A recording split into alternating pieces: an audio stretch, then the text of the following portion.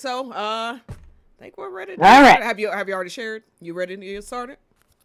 Yeah. I just got done posting it in the Discord, and I also shared it again on my page. So I am set. I'm ready.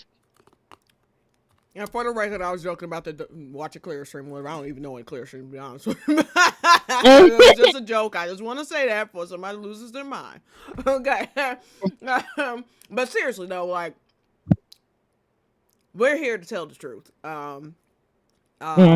And you know, doesn't mean we always get everything right, but we're going to give you our perspective based first and foremost in lore.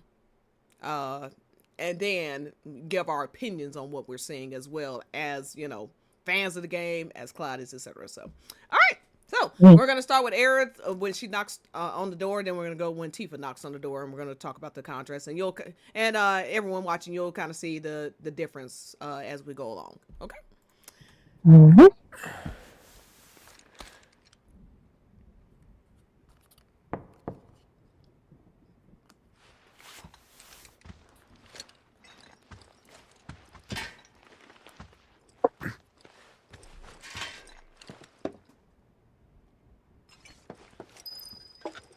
I think that's the sword he got in Ever Crisis, isn't it? Sleek Saber. It looks like it. Anyway. Sorry, Yeah. random, Mm-hmm. but Yeah, it is. Thought I'd come see how you were holding up. What? Nothing. Never mind. Now, by the way, I meant to mention this. To me, the reason he's having this reaction to seeing Aerith is because what's very important to understand is before the chapter 8 and 12 dates, Cloud has this dream of Zack and Aerith. You know, like the stuff that's going on in Zack's world. I don't know that he actively remembers it, but he clearly, like, you know, there's this you get what I'm saying, Mug? Like, he seems to be on some level aware of it. There definitely seems to be a level of awareness there. We don't know exactly how much he remembers. And that is one thing. It feels almost a little disjointed, but yeah, there's definitely supposed to be, like, it's almost like when you just wake up from a dream and you can't quite remember what happened the night before, but it's almost like you're still kind of, like, there's a part of you that still remembers it, even if you can't. Yeah, your subconscious remembers it, but you can't exactly bring the details. If someone were to ask you to describe it, you're just like, oh, well, I don't really know exactly what happened. So that, to me, is that's what makes sense about his reaction here. Exactly, and he doesn't remember Zack yet, and this is before they go to Gongaga. So, like, this, he just knows like he's seeing this, but it's like weird to him, you know, like he doesn't quite understand. So yeah, that would explain his reaction to me here with Aerith. So yeah, let's continue. Thought I'd come see how you were holding up. What? Nothing. Never mind. You're still under the weather, huh? No, I'm fine. Sleep helped. So does that mean you'd be up for a little sightseeing with yours truly? Just so happens the Skywheel's running a special for couples. For couples? As in... I'll leave that up to your imagination. It's more fun that way. So, two things that stick out to me is, first off, Cloud is like, couples? Like, okay, this is awkward. Yeah. Now, real quick. Let me. Okay. So yeah, and then I promise I'll let you go. So he, you know, what's hilarious to me is, like, Clerith will constantly say that, oh, these two are canonically dating, blah blah blah. This is chapter 8, and if you're taking this in the context of remake and rebirth, this is really chapter 26. You know what I'm saying? And he does her saying the word couple in his, you know, he's like, oh, a couple, like, oh, okay. That's the first thing. 2, her saying, I'll leave it up to your imagination. I believe that's what he says to her in Ever Crisis during that beach event. Like, there is always this self-insert nature about Clerith. leaving it up to the imagination thing. Like, that's really what it comes down to. Is the story just allows you to imprint whatever you want to believe on Cloud and Aerith if you are so inclined to see them as more than friends. You see what I'm saying? But it never gives you any actual satisfaction or confirmation, which is why, despite the fact that they go around saying that they've won and blah blah blah, they're always still trying to. What are they talking about with part 3? They want a kiss. They want a family with Cloud and Aerith. They want Under the High Wind together with Cloud and Aerith. They want live stream together under the High. Stuff that Tifa gets as canon, but they'll claim she's just a friend. Meanwhile, they want everything for Aerith because they know that they never really got anything. You see what I'm saying? So anyway, that's a whole other discussion. But yeah, you go ahead. Well, yes, I was actually going to piggyback off of that point, because you basically raised the exact point I was going to make, is that, for as many times as we're told, like, I distinctly remember, during the period of time between Remake and Rebirth, I was told over and over and over again in these debates, oh, Cloud and Aerith are canonically dating. Cloud and Aerith are actually a couple now. Oh, there's a confession between Cloud and Aerith. This reaction from Cloud right here, it shoots all of that down. Because that is not the reaction of a man who's like, oh yeah, I'm going on a date with my girlfriend. This is a guy who's going, what? My friend is asking me out to go on a couple excursion? He's confused. He's confused by it. He's not. And the thing, he's trying to be polite about this, but Cloud is put in this kind of awkward situation multiple times throughout Rebirth. And you get to see just how uncomfortable he is by these situations. And kind of, sorry to go off topic, but my favorite example, the Costa del Sol date. Where she's like, oh, let's go on a date.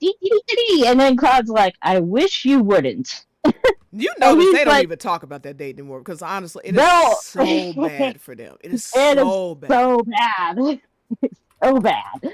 But and again, it's not bad as a moment for character development.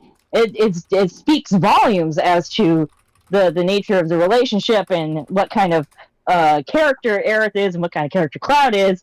It's great for storytelling. For shipping, it is a disaster. Yes, absolutely. And you will find this throughout not only this date here and the chapter 14, or excuse me, I'm getting my chapters mixed up, but the Gondola date in the future, but throughout the Dream date and a lot of other instances, you'll find these great character moments between Cloud and Aerith that are great for character building, great for story, absolutely disastrous if you're trying to build them as a romantic couple. Yes, and sorry, not to interrupt. People are saying that your audio is sounding a little bit distorted. Can you maybe back up just a tiny bit from the mic and see if that helps? How about now? Am I coming in clear now? Yeah, let me see. Testing. How about now? Ooh, okay. So I'm over here typing and saying it. How about now? Yeah, I want to make sure that my audio is coming in clear. So yeah, you're good. Testing. I mean, better to get these things out of the way. At the beginning. Okay, they said much better. So whatever you're doing right now, that's good. Okay, cool. So go ahead. You don't have to repeat yourself. They heard you. It was just a little distorted. They heard everything you said, though. Yeah, you're good. Okay, perfect. Good. And then also to add to that point you were making also as well, to piggyback off of that, about this whole notion that so much of these interactions between Cloud and Aerith are thrown into this weird kind of ambiguous, oh, it's up to your interpretation, it's your imagination. Now this is a notion that's also from Remake during Aerith's resolution scene. Now this is where some of the nuance of the Japanese is lost with the English localization, which is tragic in my view. There's so much that's in the original Japanese with all of these character interactions, but especially when it comes to these more, I guess you could say, complex character interactions, that is lost in translation. But if you look at the straight translation from the Japanese, when Aerith says, "Oh, you can't fall in love with me, it's not real," in the Japanese she says, "It's just your imagination." Just my imagination. Yeah. So again, that's that is a very bizarre statement to make to somebody who, by the way, this is a version of Aerith that has already experienced all this. So Thank you. you're My God. you are telling me that this girl has gone through all of this with Cloud, and we're told by people who ship this particular pairing, oh, they're together. They confessed, and they're together, and they're dating, and they're canon, and this, that, and the other. And Aerith is saying in her own resolution scene, it's just your imagination. It's not real. Good God. Like, if that isn't a meta breaking the wall, breaking the wall like moment. I mean, really. And you never see this stuff with Cloud and Tifa scenes. You just don't. There's even this thing you'll notice, and I noticed it too. There's a lot of moments where the camera will go into first person view for Cloud as he's looking at Aerith, whatever's going on. You don't have that with Cloud and Tifa to nearly the degree, because it's literally like a self-insert ship. Like, that's what it's just like, you don't really need to know that Cloud is the one standing there. It's like, if you prefer Aerith, like, it's really about you. It's not about him. You know what I mean? Like, yeah, and this is something that even carries forward from OG, because there is, of course, that line of dialogue from the I am so sorry, my brain. The Sleeping Forest. Thank you, God. I don't know why my brain shut off there for a second. But the Sleeping Forest, where Aerith says, "I'll come back when it's all over." Mm-hmm. Now, of course, people, will look at that scene and go, "Oh, it's so tragic. She was planning on coming back." The simple fact of the matter is, she did come back for the player.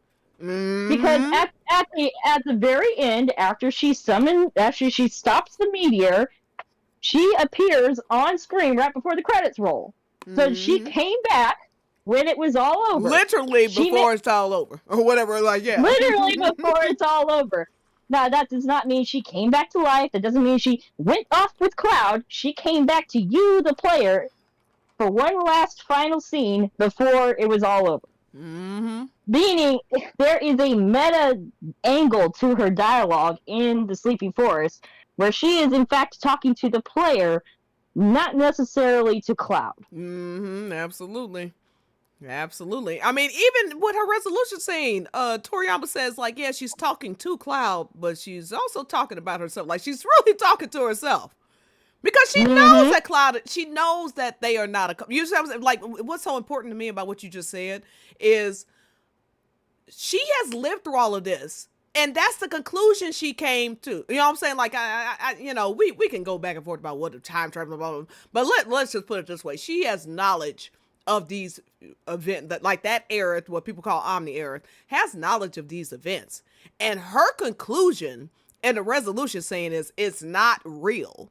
Like, that should be a blaring sign to anybody that this is not happening. That would have been horrifying for me as a Cloudy, if Tifa looked this man in the eyes and she knew everything that went down. It was like, we're not real. Oh, like, that is not just one red flag. That is an entire goddamn marching band. They are marching down the street. Like, the Saints have come marching in on this. Okay, like, let it go. But all they want to say, do I get a say in this? The man is constantly telling Aerith, like, it doesn't matter what I say. You're going to do whatever you want to. You're going to say whatever, you know what I'm saying? Like, you're going to assume whatever you want to. That's what he's saying back to her. Not like, oh, I'm in love with you, so let me. He's like, do I even get a say in whether I want to be with you or not? Or are you just assuming that I want to be with you? You know what I'm saying? Like, well, no, but we're not even being facetious here, because that is an exact line of dialogue Cloud has to Aerith in Cosmo Canyon. He's like, it doesn't matter if I say no, you're just gonna do whatever you want anyway. He says it there. He also says in chapter 9, after they find Tifa in a remake, you know, Tifa's like kind of trying to talk Aerith out of whatever this plan is they got going. He's like, don't even bother trying to tell her that. Like, yeah, like, it's multiple times that he's like, it doesn't matter what I say. Like, it doesn't matter what you say. She's gonna do what she want to do. Which, hey, look, I'm not even knocking. You know, like I kind of got that kind of same, you know, thing about me. So it's not about knocking her, but yeah, like he knows this about her almost immediately. Like she's just gonna do whatever she wants to do.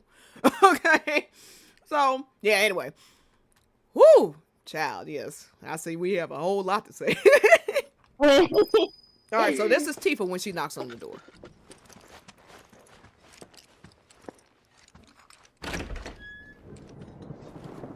She is the most adorable baby on the planet. I love her. Hey, how are you feeling? Do you need anything? Some food? Water? I'm fine. You were right, just needed some sleep. You alone? Yeah, Red's off doing his own thing, and Aerith and Yuffie are taking a spin on the sky wheel. They're only letting couples on tonight. So here I am, the odd woman out. They hit it off quick, huh? Must be nice to make friends that easily. What, like you can't? I don't know. I act like I can. Think I always have. Ever since I was a kid. Anyway, you up for a little exploring? With me, I mean. No pressure. Of course I'm up for it. Now, we can see a clear difference here. God. Okay, first off, the man is all smiles when he sees this girl at his door. Okay. Second, he's like, you're right, just needed some sleep. And I didn't think about this until recently. I don't think I've told you this, Monk. I think that whole thing, because he also says, and we'll see it a little bit later, if you approach Tifa when you're with Aerith or Yuffie. I think that stems from her lessons from the slums. Like, you're right, just, you know, like a lesson number 1, get some rest. Yes, she's the only one, even though Aerith is the one that tells him first, she's the only one that he credits for telling her, you know, for telling him to get some sleep. And I think not only just because, frankly, he cares more when Tifa says something. I mean, again, no offense to Aerith, he just cares more about Tifa's opinion in general, which is literally canon. Okay. But I think it also stems from that whole thing from the slums, because he's you know, like even when he's outside of the bar, and after he fights those guys, he's like, lesson number 1, get some rest or whatever. So he just remembers everything Tifa says. I mean, it's just, you know, yeah. Anyway. That is perfect, because I actually hadn't thought of that before, but now that you mention it, yeah, that's exactly what that is. He is, it's a cute little reference to Remake, which is peppered all throughout here. Even, you know, these little small things that, you know, you'll miss if you hadn't played Remake, which is why sometimes I scratch my head and wonder why the devs are like, oh, you can skip over Remake and just play Rebirth. No, don't do that, because you miss out on cute little details like this. And it's a pretty big details too, let's be honest. I mean, you're skipping the entire entry. Don't do that. Play Remake and then play Rebirth. Anyway, let me not go off on a tangent here. But right off the bat, there's just so much contrast here, and it's so, like, Cloud and Tifa are having just a full conversation here. With Aerith, she's like, oh, did you sleep okay? Okay, let's go on a date, Cloud. With Tifa, first off, you know, I mean, Aerith does show, like, she's like, oh, did you sleep okay? You're breaking up. Sorry, I don't know if you're moving or not, but you're breaking up. Okay. Can you hear me now? Yeah, you're good. You can go. You can start where you were. Yeah. Okay. So Aerith, you know, she basically she checks up on him for like a half a second and then jumps straight into, oh, let's go on a date. Tifa, she takes time to, you know, ask him if he needs anything. She's like ready to, you know, tend to any of his needs. Like, do you need water? You know, did you sleep okay? She's going into this whole thing, checking up on him. And then she kind of goes into this whole thing where, she kind of opens up to Cloud a little bit here. Again, this is just, again, I'm not trying to shade Aerith or anything. I mean, yeah, it's a cute little scene, but again, it's the contrast that gets it every time. That Cloud and Tifa actually have just a full conversation here where she starts opening up about how she kind of struggles to make friends and it must be nice. And then she doesn't even use the word couple, but she's like, oh, they're only letting couples on tonight. She's a lot more subtle. She's not going, oh, Cloud, let's go on a date. She's like, well, they're only letting couples on. Do you want to go exploring with me? She's so cute because she's like, you can tell that she's not really 100% comfortable just flat out asking him to go on a date with her. But at the same time, you can tell she really wants it. So she's just telling him, oh, they're only letting couples on. And Cloud just is so excited for it. Of course, I'm up for it. I mean, of course. And so, in opposition to the shocked expression he gives Aerith, going, "What couples?" He looks at Tifa and is like, "Yeah, girl." Oh, Oh, hey, let's go. Hey. Well, Cloud only reacts this way with Tifa. That's again what makes her interactions stand out, is because you just see this whole other side to Cloud come out, where he is putting the effort forward. He's like, he is willing, he's ready. And again, this is something that was carried over from Remake as well. Again, I made this point after playing Remake. Tifa is the only date Cloud agrees to. Exactly. And look, I mean, yeah, and by putting the effort forward, and just as a side note, so like Clarence used to say that, oh, Tifa asked for the flowers, she snatched it from a blah blah. None of which happened. She just asked where he got it from. I can ask you, Mark, where you got your shirt from. I'm not asking you to take the damn shirt off and give it to me. Okay, it's two different things. Okay. And he just happily hands her this flower that he supposedly got from his lover that he's time traveling to be with. Okay, whatever. Meanwhile, Aerith quite literally has to beg this man for a gift, and ultimately didn't even get it from him as a gift. Okay, and again, the reason I keep saying this is not shade towards Aerith, because she's not Tifa. That's what that's the problem. It's not Aerith. Zach would have flown to the moon and back to give this girl something. Okay, this man made her 3 flower carts. Oh, this one isn't good enough. I want another one. And he was like, stop being so picky. But the simp went and made her another one anyway, because he's in love with her. They're in love. You know what I'm saying? It's adorable. He knows she's being unreasonable, and he's like, yeah, well, whatever. I love this girl. I'm gonna do it. Look. When I play Crisis Core, Zach makes her 3 three. Okay, and said it's our dream to and you think, by the way, that doesn't have something to do with the fact that it's called Aerith's dream, but okay, I don't want to bring that up. Okay. Hey, we don't want to talk about that. That's a whole other conversation. Yeah, trust me, we're going through the chapter 14 date at some point too, because we need to hear the truth. All right, so but yeah, and another thing, I love this about Tifa's part, and then we're going to go to the Chocobo part. I don't think there's much to say. I just have one thing I want to say, and then anything you want to say, of course. Tifa, when she's like, must be nice making friends. And it says that she's, she has this self-consciousness about herself. She's kind of down on herself. And Cloud's like, it's not easy for you to make friends, blah, blah, blah. What I also love about them as adults is, even on this deep level, they do understand each other, even more so than they realize. They are also discovering each other at the same time, if that makes sense. That makes perfect sense. Yeah, they don't have the, they're not kids anymore, as Tifa says.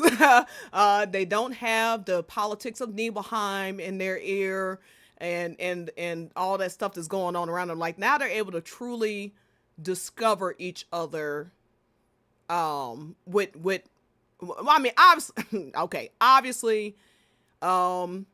Sephiroth, the Sephiroth stuff is happening, the whole saving the world stuff is happening. I get that. But I'm just saying that discovering each other as individuals really for the first time in a way, even though they do have this intrinsic understanding of each other, you know, and that's also great to see. And because when you look at this chapter 8 and chapter 12 date stuff with CloTi Tifa, it's almost like they're kids sometimes, you know, like Right. and it's so cute. Because if you think about it, both Claude and Tifa were robbed of a part of their childhood.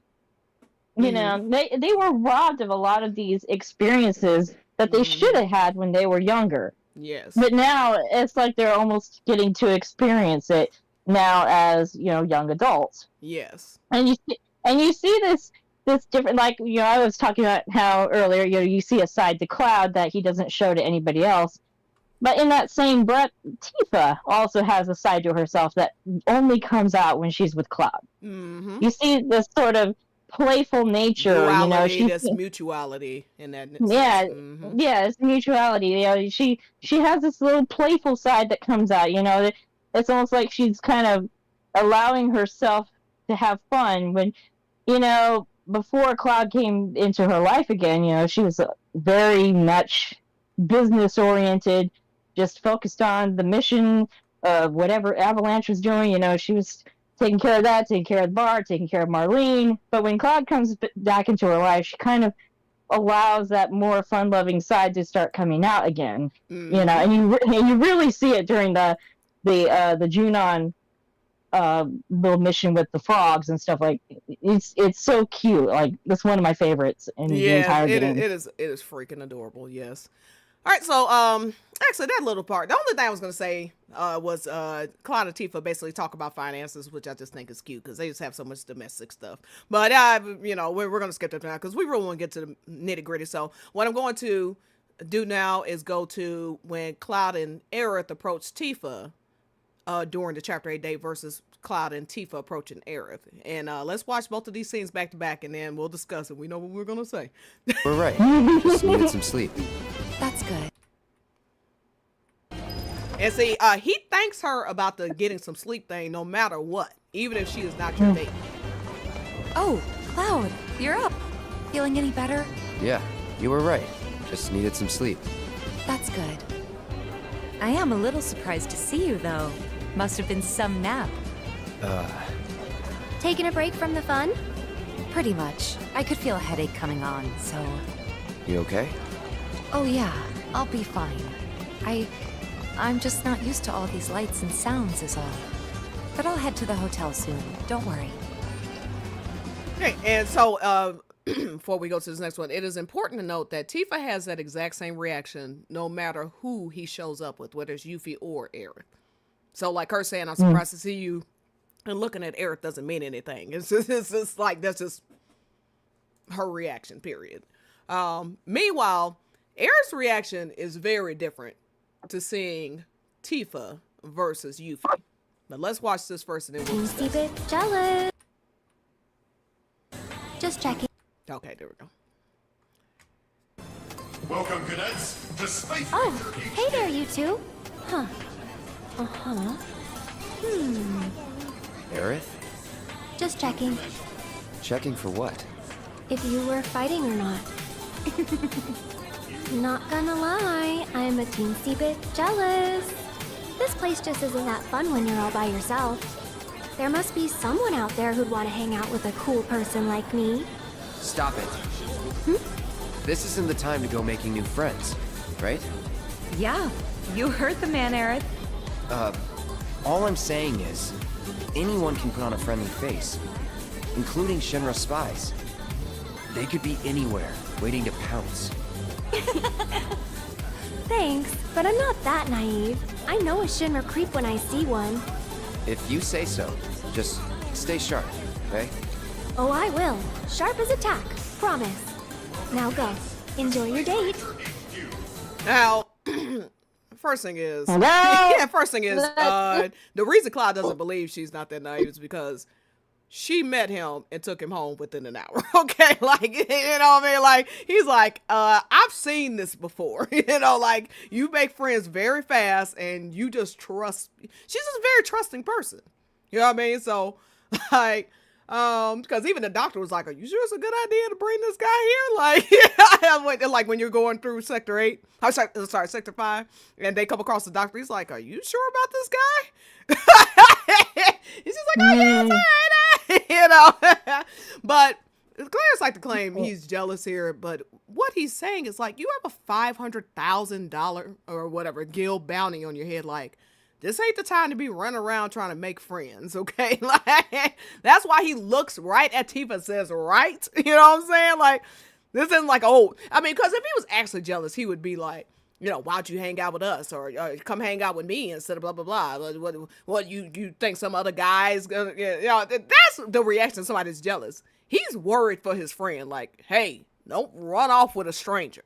And I know people don't like it when I say, but they do, like, the team kind of treats Aerith as a kid, including Yuffie, sometimes, because she is the most naive in the sense that she has been sheltered a lot of her life. The other ones have seen a lot more of the world or have experienced a lot more people. So it's not a knock to Aerith. It's just like she's literally more naive than the rest of the team. So they look out for her in that sense. You'll see multiple times where Cloud and Tifa will step in between Aerith in danger, as an example. They do it in chapter 10 of remake. They do it in Under Junon here, etc. Like they all love her and want to look out for her. So that's the only reason Cloud gets a little jumpy about it. It's like, don't run off with a stranger, you know what I'm saying? So Oh yeah, sorry. Go ahead. Oh no, and then when I said that Yuffie, she has a different reaction when Yuffie. When it's Yuffie, she just immediately goes into, like, she'll look at them the same way, but then she's like, "Ooh, this looks like a date to me." And Cloud's like, "Absolutely not. She's 16." I mean, that's what I'm sure he's thinking. Like, yeah, what do you mean this is a date? This is not a date. And so that's the reaction that she has. But with this, she's like, "Ooh, I'm jealous. Oh, there must be somebody who wants to hang out with me." And I gotta be honest, it rubbed me the wrong way when I first realized that she had a different reaction to seeing Yuffie versus Tifa. Because again, like, that's the reason I pointed out that Tifa does not have a different reaction. Like, what is the purpose of that? You know what I'm saying? But anyway, you go ahead. Well, to me, more than anything, this is the developer saying, Aerith knows that there is something romantic going on between Cloud and Tifa, and you, the player, are supposed to know that there's something romantic and something different about the relationship between Cloud and Tifa and his relationship with everyone else, and that includes Aerith. See, with Tifa, she knows deep down that... Oh, sorry, 1 second. Commercial just randomly started. Go ahead. Okay. So, yeah, the fact that Tifa's reaction is exactly the same between Yuffie and Aerith, number one, doesn't put Clerith in very good standing. That Tifa is not any more threatened about him hanging out with Yuffie than he is with him hanging out with Aerith. It's like, she knows, like, nah, it's just Aerith doing her thing again. Yeah. But with Aerith knows that there is something special about the bond between Cloud and Tifa, which is why her reaction is different to seeing him with Tifa than seeing him with Yuffie. And again, I don't think for a second that Aerith is serious or having any serious implications when she sees Cloud with Yuffie. She's like, "Oh, it looks like a date to me." She's goofing around. She's playing with them. She obviously knows Cloud is not romantically interested in Yuffie. Yeah, of course. Yeah, exactly. but she, despite, whatever, and again, she brings herself around by the end of it, says, "Oh, enjoy your date." But you see that there's some conflict there because, again, you see this, green-eyed monster, no pun intended, rear its head multiple times throughout Rebirth. Green-eyed monster! Go ahead, sorry, that's too funny. You see it when she brings up the flower in Junon. You see it rear its head again in a major way in Nibelheim when she's sitting up on the water tower. Like, there are just multiple instances where you can see Aerith is, feeling a certain way because she knows that there is something special between Cloud and Tifa, and it's something that she cannot personally achieve. Mm-hmm. But at the same time, again, she does because she's not Tifa, like, there's only one Tifa for Cloud. You know what I'm saying? Like, Exactly. it's just what and it is. It's just what it is, exactly.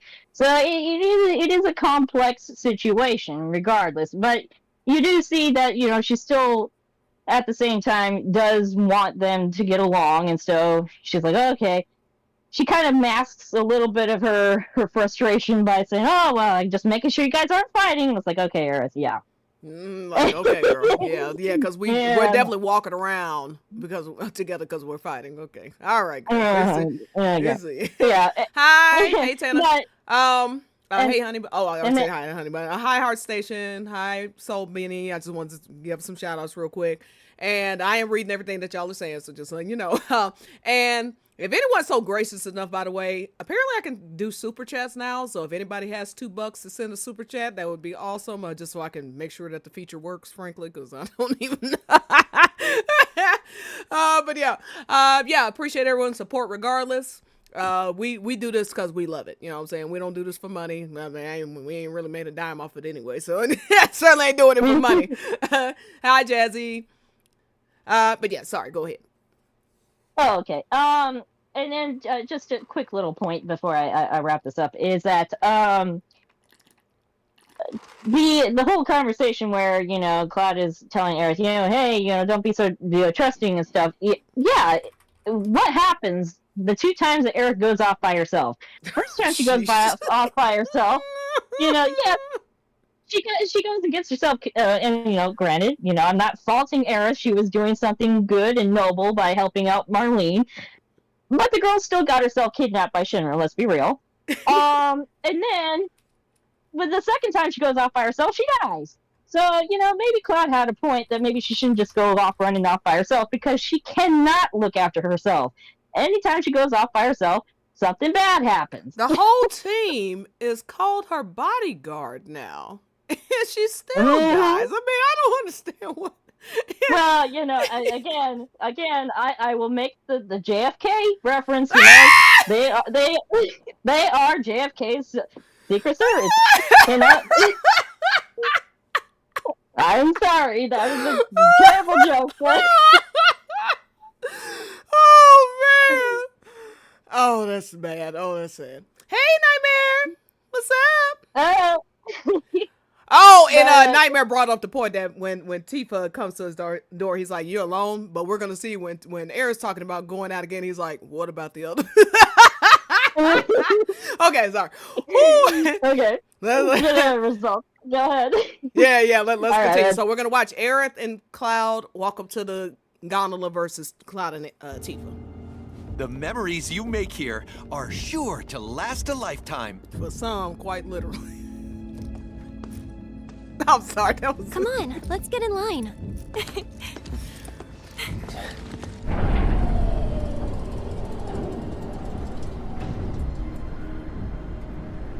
What's going on? I don't know. Your attention, please. We are currently experiencing some minor technical difficulties. While our technicians are working hard to resolve this issue, for your safety, we ask that you follow all staff instructions. Over here, folks. Our friendly Now, cast notice members Cloud will show is you the ahead of way. Aerith. Thank you so much for understanding, Yuffie is and ahead have of a Cloud in wonderful that day. scene. Cloud! and We've got Tifa side by trouble! side. Oh, hi, little guy. All right, What is it? So, the Get rest to of the this call. doesn't matter. I mean, that's really, it's just the intro. Like, so Aerith, by the way, you would have noticed it goes to the first person view, but she drags him to the sky wheel. Yuffie does something similar, but she takes his hand and drags him, very similar to what Aerith does in the next chapter, but okay.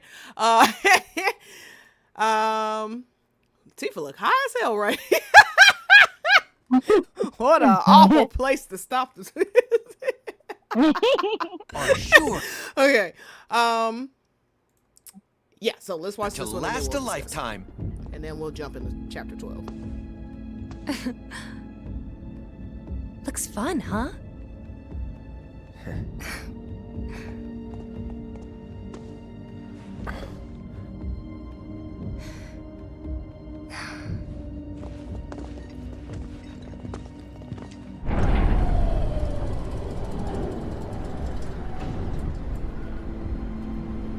What's going on? I don't know. Your attention, please. We are currently experiencing some minor technical difficulties. While our technicians are working hard to resolve this issue, for your safety, we ask that you follow all staff instructions. Over here, folks. So Our notice friendly they are cast side by members will side. show you the way. They were holding hands. Thank you. And the reason I bring that up, and that's all we need to see. The reason I bring that up is because Yama, who is Cloud's mocap, mentioned that even the placements of Cloud versus whoever he's on the date with is very purposeful. So you know, like that's why, like all of this isn't a 1-to-1. You know what I mean? But yeah. Let's see, Aerith date. Let's see. Okay. While you're searching for that, I'll add on to that. You get to see the uniqueness of Cloud and Tifa's bond again through that contrast. And you see just how, and Cloud and Tifa just walking to the gondola is much longer than the other two. Like the other two wrap up at almost the exact same time, but there's this whole additional shot of Cloud and Tifa walking hand in hand that does not exist with the other two. And if you notice, everyone around them are holding hands as well. So they do this kind of shot marks where say different. Where the camera pans out and you can see them walking exactly like the other couples.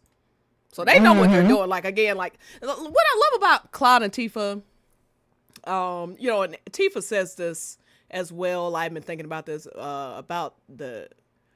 She says it's trace to past, like, because Cloud asked her out to the water tower, right? And everybody understands this is a date, okay? But she says, you know, like, basically he's like at the water tower, you know, and it says at midnight in the English, but the word that's used in Japanese, from what I understand, isn't really a specific time. So she's like, you know, he didn't really actually give me a time as to when I was supposed to show up. But she says that she loves the ambiguity between them because they still had like this understanding about each other. Like she just had a feeling she would know when the right time was. And so the fact that Cloud and Tifa never feel the need to call anything a date, and I would even say never feel the need to specifically, you know, put a label on their relationship. Like there's just this certain level of, do you get what I'm saying? Like it's this. Are you trying to say that they have a way of expressing feelings without using words? Yeah, one might say that. One might say that. So I seem to recall a certain line of dialogue that kind of reflects that, but you know, maybe I'm out of line. A tiny little scene somewhere I saw one time or something like that. Yeah. But yeah, so when like you said, she mentions that only couples are going on. So when Cloud and Tifa show up at the Skywheel, like when she takes his hand, he immediately takes it back. He understands what is going on. Now, he's not like resisting Aerith, as in like he's not, you know, yanking away from her like he has tried in the past. But he clearly wasn't like approaching the gondola ready to go on a date. You know what I'm saying?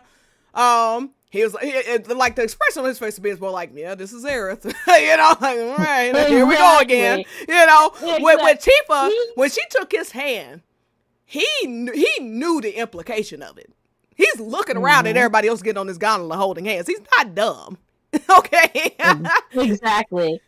Well, it again, to your point where you say, oh yeah, Cloud's not pulling away from her, but it's also, he's not reacting towards her the way he does with Tifa. No. And it speaks to the nature of the relationship where Cloud is, in a way, kind of placating Aerith. He's, what's this phrase again? Playing along. Yeah, one might say playing along. I also heard that somewhere. I can't remember exactly where, but you recall a lot of dialogue like that somewhere. But it's just like Yuffie. Yuffie has to, like, Aerith has to turn around and drag him. Yuffie has to turn around and drag him to the gondola. Tifa just simply goes to take his hand, and they start walking in sync to the gondola. You know, all Tifa had to do was just open the door a little bit, and Cloud comes flying, like the door goes flying open in Cloud's head. You know what I'm saying?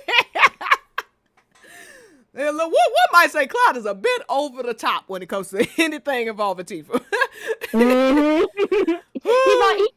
He seems to go the extra mile, doesn't he? Yes. And that's why, so as we get into this next part, so what we're going to do is look at when they open the door in chapter 12. We're going to watch them back to back and discuss the difference. Then there's one part in the Loveless play two that I want to go into, and then we're just going to go to the Gondola ride, because that's really the meat and potatoes here, and I want to make sure we have enough time to talk about that. So, but yeah, and this is not lost on Aerith. You know what I mean? Like, she just like everybody else, she sees the lengths Cloud is willing to go for regarding anything involving Tifa versus her or anybody else. Like, this is not lost on her, you know? And somebody mentioned in the comments, I forget who it was, sorry, but they mentioned that what the hell was I about to say? Oh, that this is a reminder of what she lost. She knew, she had that type of love. That's why she does know the difference. She had that type of love where she could have said, what kind of swimsuit do you like? And Zach automatically would understand. She means, what type of swimsuit would you like on me? And Cloud goes into this like, clinical explanation about, I like to use something that's versatile because I may have to fight in the water and blah, blah, blah. And she's like, okay. Like, okay, not what I meant. But his relationship with Tifa is just so natural. If Zach had seen her in that short pink dress, like, Cloud's like, what are you wearing, Aerith? Zach, it wouldn't matter what Aerith had been wearing, okay? Oh my God, it's the best outfit I've ever seen.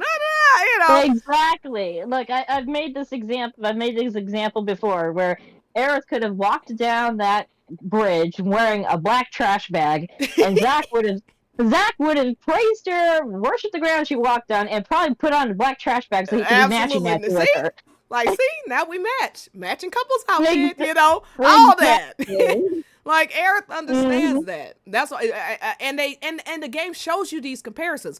His reaction to Cloud's reaction to Aerith in the park scene, when she leans into his face and talks about his eyes. Complete contrast to what Zach's reaction is when they literally almost got, it was like a Gungaga lean in, really. You know what I'm saying? Except Zach wasn't nearly as, like Zach was going for it. You know what I'm saying? Hey, going for for it. Eyes, hey, girl, look at me. Hey, and then, again, Claire's don't want to admit this, but, like, what do you think the whole thing about buying the gift was?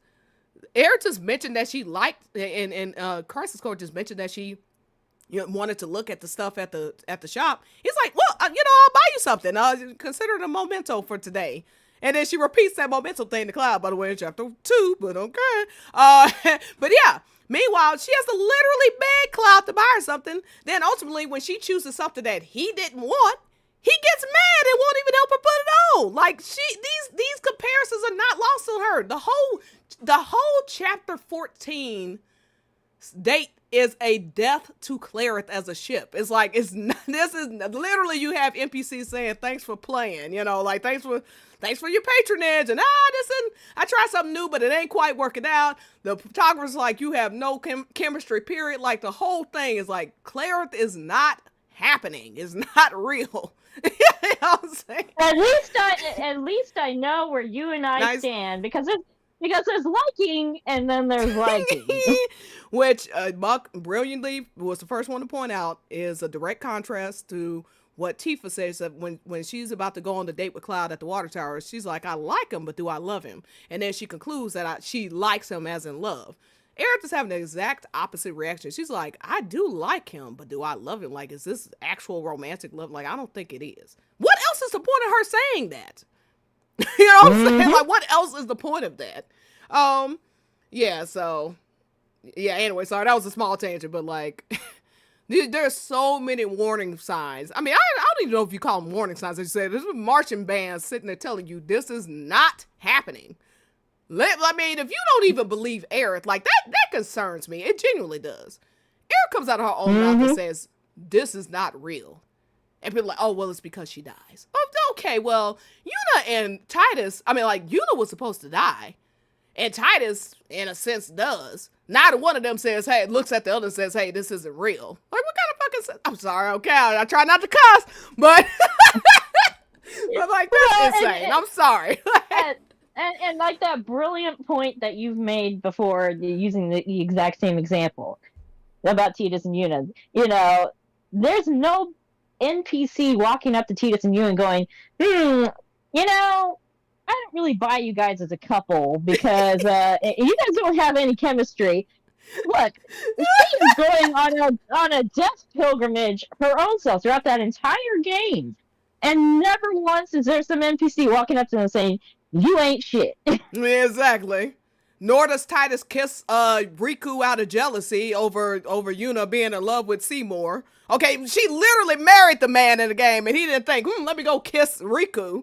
You know? Let me go kiss Lulu. God. Oh. Oh, the excuses that are made isn't. They're incredible. But anyway, okay. Let's watch them both answer the door. Him answer the door for both of them again.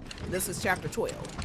They're similar, so you do have to watch out for the differences because just telling the chat, like there are a lot of similarities, but there are some differences.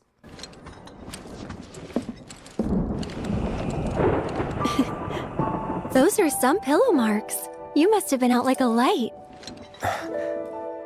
You know, there's a showing of Loveless about to start.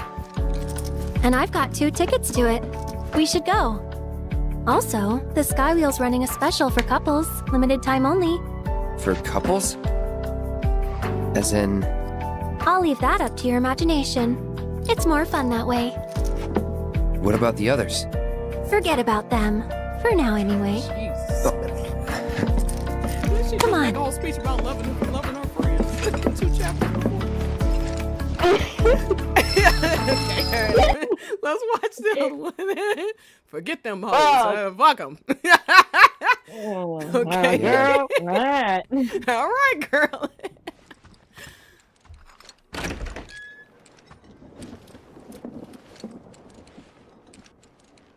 Doze off? No. Those pillow marks say different. Yeah. You got me. Anyway, wanna broaden your artistic horizons? Loveless is playing here. And I got us tickets. Sure. After that, we could ride the Skywheel. I'm down for that. Cool. All right, so what child, listen. All right, girl, I don't even know where to begin. First off, if you got Tifa in your date as your date in chapter 8, he actually says we missed out on that last time. And we just discussed how they were holding hands with the full intention of being as a date on that gondola. So when he says we missed out the last time, he's like, girl, I ain't get a chance to do it. To seal the deal out here, you know what I'm saying? Hey, let's go. And I also love just a small thing. I also love that Tifa says, do you want to broaden your artistic horizons? You know, like she's always looking for ways, like she wants to spend time with Cloud, but she also, she just has a different tact. Like she understands Cloud for one. She knows like a super direct, like forcing approach is not gonna work on him in general. Like just flat out, like I'm now in this case, I'm just talking in generality, so I'm not even talking necessarily about this. But I do love, like, she knows how to get Cloud to do things that are good for him, or you know, whatever, without sounding pushy about it or sounding like she, you know, is leading him. You know what I mean? And so I just love her approaching different. But as far as artistic horizon thing, I think that's her, like, you know, she's just this shy baby. I just love her. She wants to spend time with Cloud, and you want to broaden your artistic horizons, you know. She's just so cute. She is so adorable. Like, I get it, Cloud. I get it. And he's like, sure. Yeah, Okay. Again, I'll bring this. I'm going to keep bringing this point up as many times as it's relevant. He only does this with her. You know, Aerith, she doesn't let Cloud have a word in edgewise. She opens her mouth and like a whole flood comes out. She's like, oh, let's go do Loveless. Let's do this, let's do that. Cloud doesn't even have a chance to respond. And do I get a say in this? Does that sound familiar? Apparently not. Apparently, Aerith is just gonna steamroll right over the top of you, boy. But anyway, but this is devastating. Again, to Claire. Now, keep in mind, note the chapter number. Okay, we are 2 chapters away from the end. The end of the game. We are 30 chapters deep. Okay, 30 chapters deep. 30 chapters deep, and she says, let's go do a couple thing, and Cloud still has the exact same response. Couples, as in, at what? And this is you pursuing Aerith. This is you, quote unquote, taking the Aerith route, right? So apparently, you've been dating this dude nonstop for 2 games, and he still doesn't view you as a couple. And this is the 5th date between these two. Think about that. The 5th date. At what point do you put stick this ship in a coffin and start burying dirt over it? It is done. I mean, the words "he's just not that into you" go blaring through your head as you see that. It's like, he doesn't. And again, this is speaking to Cloud's point of view. This is not speaking about you, the player. You can view this as a romantic interaction all you want. What does Cloud think of this? This speaks to Cloud's point of view. In his mind, he does not view this as a romantic relationship. And think about Aerith's reaction too. I'll leave it up to your imagination. 30 chapters and 5 dates later, you gotta leave it up to his imagination as to whether this is gonna be romantic or not. Are you kidding me right now? Girl! If I was Aerith's friend, I'd be like, child, listen, y'all been on 5 dates. This man ain't even attempted to kiss you. Like, you need to know when to let it go. I'm sorry. Like, this is where a friend comes in and is like, child, this ain't happening. Like, yeah, this man, I don't know what's going on, but yeah, this is the point where you start thinking, well, is he into women? Is he, like, what's going on here? Like, what? Okay. Yeah. Because it's not like Aerith is ugly or something. She has a fun personality. She's gorgeous. And she, like, she has a lot of aspects of her that are very positive. It's like there's no real reason to not fall for her if you're Cloud, except for the fact that he's just not into her. You know what I mean? Like, he's in love with Tifa. Like, that's why. Cloud has a spot in his heart that is already reserved for Tifa Lockhart, and it has been occupied since he was a little boy. Yes. And Aerith recognizes this. She, in-game, recognizes this during one of her scenes. Okay, the water tower scene is not a Cloud and Tifa scene. It is a Cloud and Aerith scene. You have to you wouldn't even believe it if you did. You wouldn't even believe it watching the dialogue of that scene. You're like, I signed up for the Cloud and Aerith ship. Why in the world are they talking about Cloud and Tifa again? The game's telling you something. The game is screaming at you at this point. And I wish I could find this on YouTube. I'm sorry, on Twitter, because I said this. I said, when we saw that the teaser trailer had her saying, "I'm searching for you," whatever, the same dialogue that she has in OG, I'm like, this is a death knell in the Clerith coffin. This is a day or two before she dies, and nothing about their relationship has changed from OG to, because she's still having the same, "I'm still trying to find you, I'm still searching for you." That also meant that she's still saying the whole thing about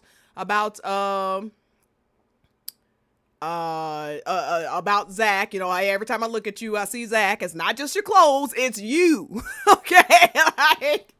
Okay. And so, like, this whole thing with Clerith's being like, oh, see, her date is almost identical to the OG date. Yeah, that doesn't bother you? Like, I don't understand using that as like some sort of like win. That's not a win at all. Like, she's supposed to be the true lover now. Cloud's supposed to end up with her instead of Tifa, and a day before she dies, she's still having the exact same conversation with him on the gondola. That is not a win. I'm sorry. It just isn't. That's horrifying. Like, where's like, I'm sorry, real quick. Whereas Cloud and Tifa, if they were still having the same conversation, like, at the end of the day, like Tifa trying to confess her feelings to Cloud, I mean, that still works within, like, I mean, because she still, in a sense, does that, though. The main difference is Cloud, she kind of verbalizes a little bit more, and then Cloud just jumps in, head first. He's like, girl, you better come on over here now. hey, and this is after bringing Aerith up. He's like, hey, don't get it twisted, okay? You're who I want to be with, okay? Don't get it twisted. Don't get it twisted. Ooh, yeah, anyway, go ahead, girl. No, I was just going to say, if Clerith was a vehicle, it would be rolled over into a ditch with its wheels spinning in the air. It's not going anywhere. Girl, Clerith is like a vehicle that never left assembly. I mean, that's what it's, you know what I'm saying? It was never assembled to begin with. Okay, it's like it's got a chassis, but there's no wheels, there's no engine. It ain't going anywhere. And it's just an empty frame, and the license plate reads that. Oh my god, Zach. And the thing is, remember that Cloud just had another dream about Zach and Aerith, and that's when that dialogue from Marlene is introduced about her liking Cloud. Okay, and this is his reaction to her walking up to his door? Like, come on. Oh, Lord. The only thing I would say about this is, it's once again another time where, so Aerith runs ahead of Cloud. With Tifa, they walk side by side, and then she does this dragging motion. Thank you. Really nothing else to say about that. There was something interesting that was pointed out. I think Shady was the one to point it out. So shout out to him. Let's see. When Rosa first comes to release Alfred. Oh, come on. Okay. What the I must away. Exactly. Release me! Now, I'm gonna say this, and by the way, thanks Charles again for that super chat. You said how Aerith is always asking Cloud if the person they're talking about is a girlfriend to him, like Jesse. Oh, you know what? I meant to bring that up. If we have time after the fact, or after you leave, maybe I'll bring it up. But basically, when Aerith, because that's another meta thing that happens. Like when you look at the picture with Jesse, Aerith is like, you sure she was just a friend or a girlfriend?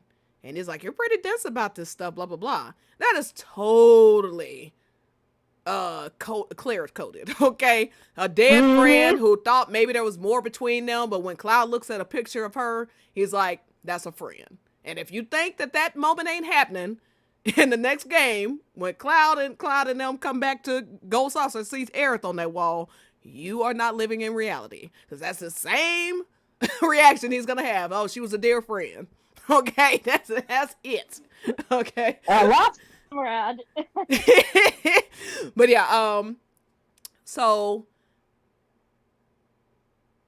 before we watch these, I just want to say, like, I'm not gonna sit there and argue about who the hell Rose is. I don't give a damn who Rose is. Cloud made his choice. You know what I'm saying? Like, I'm not even getting into that discussion. But I will say this part about a lover freeing a guy from a prison is 100% CloTi coded. Okay. like this guy trapped in the deep recesses of some place, and their lover has to free them. That is 1000% live stream coded. Okay. and I think that is going to be Xerath coded, because and we may have already seen it in chapter 14, because he's saying like, this is the end, blah blah, then suddenly he wakes up in the church and he's and suddenly he's healed and all this other stuff. Like, Aerith may have found a way to actually free him from this, what I've always been calling this purgatory that Zach seems to be trapped in. So we may even see some, and we all know that Loveless is totally Aerith coded. So, that's what's so stupid about the argument of whether Aerith is Rosa. Like, honey, what you're not realizing is Cloud isn't Alfred. Like, you're focused on the wrong part of this. Who is Alfred? Cloud is, much like in this play, Cloud is filling a role. He is a placeholder for Zack. Else. That's it. He's exactly like y'all are doing what Sephiroth is doing. Like, it's crazy they don't see it that way. Like, like Aerith is trying to basically make him a replacement for Zack, and I don't mean in a negative. I'm like, obviously I'm not saying like Sephiroth. Obviously he's evil. You know what I'm saying? But she's trying to fill a hole in her heart with that. And that's why she has a conversation on the ground. Like, every time I look at you, I've been seeing somebody else. And now I finally at least want to see who you are. I don't even take it as romantic. I just take it as like, hey, sorry, I've been headcanoning a whole other person on you this entire time. You are your own person. And that's a person I'd like to meet. That's how I see it, And exactly. so they're sitting there caught up in who the hell is Rosa, blah, blah, blah. It's like, dude, but you're not understanding. Like, you're doing what Sephiroth is doing. Cloud is not Alfred. He is his own person. That's why when he gets the chance to give True Love's kiss, he gives it to Tifa, because that's what Cloud wants, not what a damn a character in a play wants. You know what I'm saying? Otherwise, he would have kissed Aerith. Period. Anyway, sorry, that was a whole tangent, but but yeah. So okay, let's watch these intros. I actually don't remember Aerith's intro, but there is something I'm going to point out that I mentioned that Shady said. My blade thirsts for vengeance. Let me see if Shady is available. Actually, Alfred, are you unharmed? Rosa, how did you find me?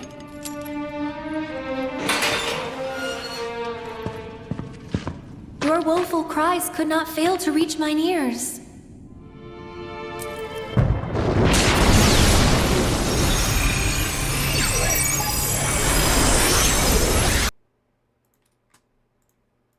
Performance. Audience members will also be invited. Are you here to see Loveless? Tonight's revival. Here we go. Yeah, this dialogue, Release me! My blade thirsts for vengeance! Yeah, Jazzy, I agree. His acting is hilarious. Fear not, Alfred. I've come for you. It's gonna have more than one. Rosa, how did you find me? I sensed you were in trouble. 'Twas the will of the goddess, perhaps.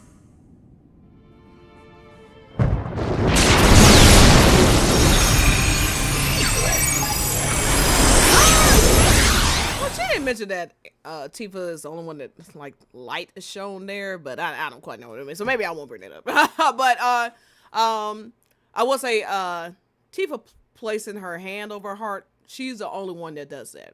And so I've mentioned that on other streams as well. Yeah, that's a unique thing for Tifa in the Loveless play. Mm-hmm. And funny enough, that again, I'm not going to get into this whole who's the canon Rosa thing. First of all, even Ever Crisis says there's multiple interpretations for Loveless. So people saying out there, oh, this is the only canon, the Rosa route, you're silly. First of all, you're clearly threatened by it. If I'll say this: just be wary of anyone who is telling you to ignore huge swaths of a game or even whole games in order to make their narrative work. If you got to just pretend a whole game didn't happen, aka Crisis Core, maybe you should do a little looking within. That's all I'll say. Exactly.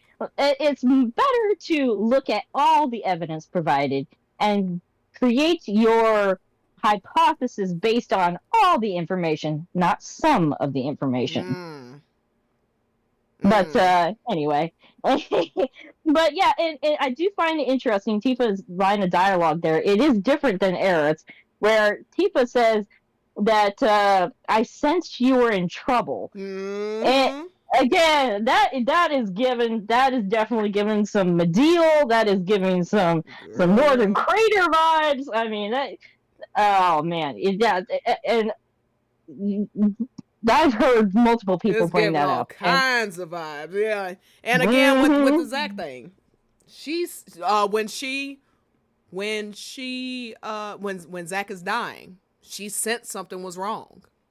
You know, it looks up to the sky. You know, exactly. so I'm just saying.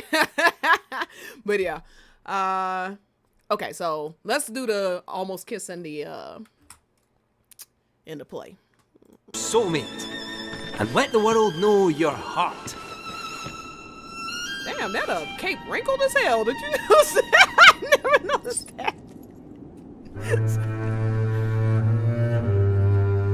Wow, did you get an iron? My love. Alfred.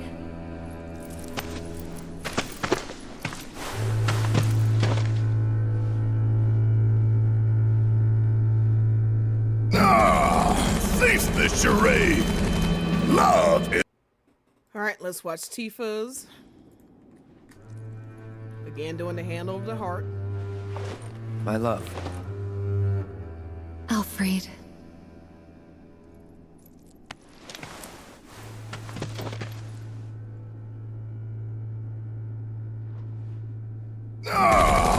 Cease this charade. You understand how mad I would be as a Clerith if they pulled this shit with me. And then they didn't get a kiss, but Tifa got a kiss. You even understand? Like, I just could not do it. I could not. First, they bait the hell out of them with that trailer, okay? And then do this shit. I'm just like, man. I mean, there's a level of cruelty involved in this that it's unmatched. You know me. I'm a petty person. So on a level, and especially after the nasty way certain members of the community have behaved, I think it's 100% deserved. Oh yeah, trust me. I'm just gonna come out and say it. You know, consequences be damned. You know, some might say you reap what you sow. I don't know. You know, all right. Right. Okay, you can tell I'm holding a lot back. All right, but man, that would bother the hell out of me. But so with Tifa's, Aerith did the. I think Aerith is like what they were supposed to do, basically. She's supposed to say Alfred. They're supposed to put their hands together. They do a pose and then a dip, you know, whatever it is, you know. With Yuffie, she does almost the same thing, but she's Yuffie. So when they go to do the little spin, she just keeps twirling, trying to show off, and it makes herself dizzy. Tifa's is the only one that breaks. They both just break everything they're supposed to do, because she says Alfred, but she's holding her hand to her heart, and she's slowly putting her hand into his, like looking down at it. It's nothing like the other two. And then the camera angles are different. And he actually, you can't tell as much from the game, but he actually like damn near bends on one knee, with Tifa. Almost like, you know, a marriage proposal, one might say. Versus the other two, he just does what he's supposed to do. Like Cloud snatches this girl up, frankly. I mean, so let me to show real quick. Alfred. So yeah, like here she's supposed to say, oh, Alfred's supposed to put her hands together and then do the pose, take his hand, do the pose, do the little twirl. They just go completely off script. I mean, these two are having a moment. And the way he snatches her up, like they're supposed to like pull back and do a pose, and then he do the twirl. He just snatches this girl up, puts his hands on her waist. That he does not do that with the two of them, and he does this like bending on one knee thing. And if I can find it, I'll show y'all. But yeah. So, and I have made the point that this is.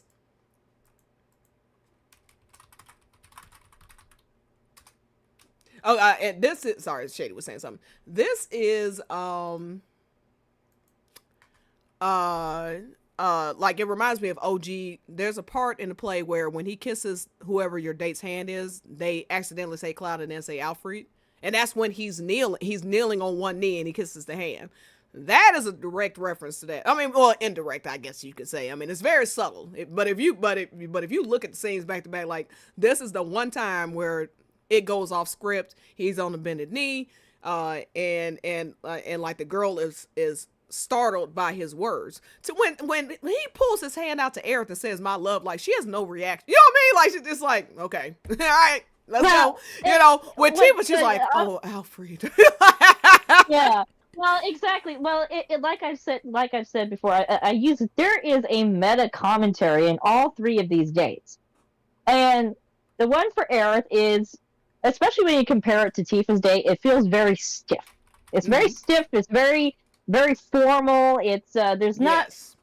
They're sticking straight to the script. It's played very straight, and it's very it lacks that clinical. There's no emotion it's behind very it. Clinical, really. Exactly. Because they are quite literally just doing a play. Aerith is 100% just in the moment, just playing the play. There's playing a role, one might say. she is playing the role, exactly. There's no emotion really. It's just sticking to the script. With Tifa, her emotions are just flooding off of her and especially in this scene. Yeah, exactly. It's in the lilt of her voice. It's in her posture. And again, Tifa is, and again, this is meta commentary about the nature of Cloud and Tifa's relationship. They bring out their true selves in each other, including in the middle of a damn play. Mm-hmm. Because I would say like 90% of his behavior is the same, no matter who it is. Honestly, I mean, because it's a play. But yeah, there are these moments where, you know, these unique moments. I mean, really, this is the only time Cloud breaks out of character. I mean, Cloud is only with Tifa does he break out of character during this portion of during the play. The girls, I don't want to say break character, but they have some unique stuff about this. So like Tifa has an earring, for instance, and Aerith has like this black, bow or whatever on her head, whatever. So they have a couple of unique things, and then like Aerith touches his face a couple of times, and the others don't do that. Tifa does this putting her hand on her heart thing that the other ones don't do. You see what I'm saying? Like, I mean, you know what I'm saying, but I'm just saying to the audience. Yeah. So, but like I said, this is the only time that Cloud breaks from almost like, you know, like you said, his true self emerges, one might say. Exactly. They get so caught up because again, it's who they're performing this play. If you are an actor and you are doing a romantic scene, but the person that you're doing the play with, you're not actually romantically interested in, you can be strict and professional about it. You can play the scene, but at the same time, again, there's gonna be a level of I like the term you use. It's gonna feel a little clinical because again, you're just following a script. Mm-hmm. But if you're doing a play and a romantic scene comes up, and you're doing this play with your wife or your girlfriend, there's gonna be a little extra pizzazz in there, even if you're not intending for it to. Mm-hmm. Just simply by the nature of the relationship between the two people who are up there. Does that make sense? Absolutely. Because, and I say this a lot about Cloud and Tifa,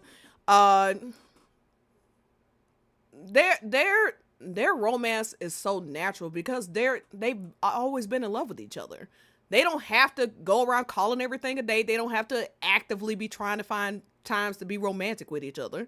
Not saying that they don't, but I'm just saying but it's just like, the difference between Tifa and Aerith, if you're talking about in terms of the LTD, Aerith is looking to replace a love she lost. That's why she's so fervent about making these romantic moments with Cloud. She's trying to fill a hole in her heart. Tifa doesn't actively seek out romance with Cloud most of the time. They just have romance because she's in love with him. And they're in love with each other. You see what I'm saying? Like, it's just exactly. Well, and like Tifa is more worried about his condition and stuff like that. Like, she has I don't know any other way to say, she has a priority straight. Aerith's priority right now is filling that hole in her heart. And I guess no dig to Aerith. You can understand as anybody who has lost someone, you know, and especially not knowing what happened to them. Like that is grueling to you emotionally. And then to have some guy just walk into your life who walks like this guy, talks like this guy, you know, has the mannerisms of this guy. He's wearing his clothes, carrying his sword, and so he's like just this constant reminder of what she lost. And you can think of it in a way as like, and I've said this to you before, is Aerith is watching Tifa get what she had and lost. And so, yeah, I think there is this natural level of resentment in a way, even though I think she loves Cloud and Tifa dearly, and she does understand they belong together, and she supports that. But you know, Aerith, I mean, I guess no pun intended. She's only human at the same time. Like this girl's 22. She has been through so much. She lost the love of her life, and then she's watching somebody else get that attention and love and affection from the guy who she is now, you know, like emotionally, like what, you know, like gotten attached to, you know, like yeah. It's sad, you know what I mean? Anyway, I don't know why I went on that whole tangent, but yeah, well, yeah, like it paints into the perspective, like a little bit of what her mindset was when she was up on the water tower. She says, "I don't have anyone like that." She's not specifically saying, you know, Cloud. I mean, of course, he is the closest thing that she's trying to get as a replacement for that, but ultimately, what she's sad about. The time is now to plan for your family's financial future. Commercials. Oh my God, who the hell is talking? Hey there. Go ahead, sorry. Yeah, I paused there, but you know, yeah, exactly. There's this whole, and again, she is witnessing in Cloud and Tifa what she lost with Zack, and she's trying to replace it again with Cloud, but it's not working. It's not. It is a shadow of what she had with Zack, and it's just enough to make it hurt, you know. Yes, absolutely.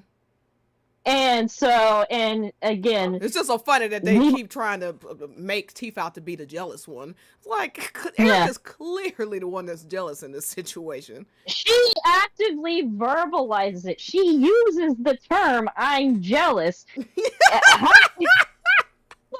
But somehow, no. They don't believe it is insane. They don't believe the words she says. Great. So they believe her when she says she's over Zack, even though she just got through. I mean, first off, she never even actually says that. She just says she's trying to find a real Cloud. She never says I'm over Zack. She just says I'm done imprinting Zack on you. Those are two different things. Okay. And then they're like, oh, she's over him because a 4-year-old said it. Meanwhile, she's taking Cloud through a Xerath-coded date in Sector 5, like in the middle of Zack's story. Like, what about this says I'm over Zack? It's insane. and meanwhile, she's guiding this man with little flower petals, and then sits his ass in her church. Okay. Yeah. Zack, you know, Zack just needs to take a break real quick. He's going, like he's at a bus stop or something. Yeah, like, God. Yeah, the church is just a goddamn bus stop. Okay. Yeah, apparently. Yeah, like, I just need to take a quick break, and then I'm gonna run off and like realign myself to be with Cisne, or I'm gonna go for Tifa now, because apparently just everybody can backstab their friends. You know, like everybody's just backstabbing everybody. You know, like what? Yeah. No setup at all for Zack and Tifa. Okay, but yeah, she's gonna get to spend a little time with him in the next game, and then madly fall in love with him, fall out of love with Clyde. I mean, none of it makes any sense. I mean, but whatever. Yeah. Well, you know, if it don't make sense, probably because it ain't true. Which again, if you have to ignore an entire game for your ship to work, that should tell you something. Let's go ahead and watch the Gondola rides, because I want our last 20 minutes with us to be able to talk about these, because I know you gotta jump at 8. Right, Are you ready to ride?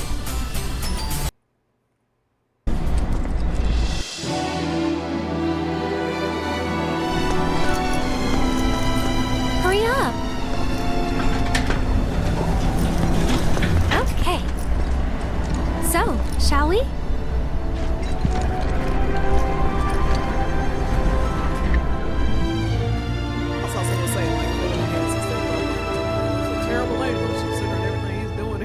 Tifa's direction.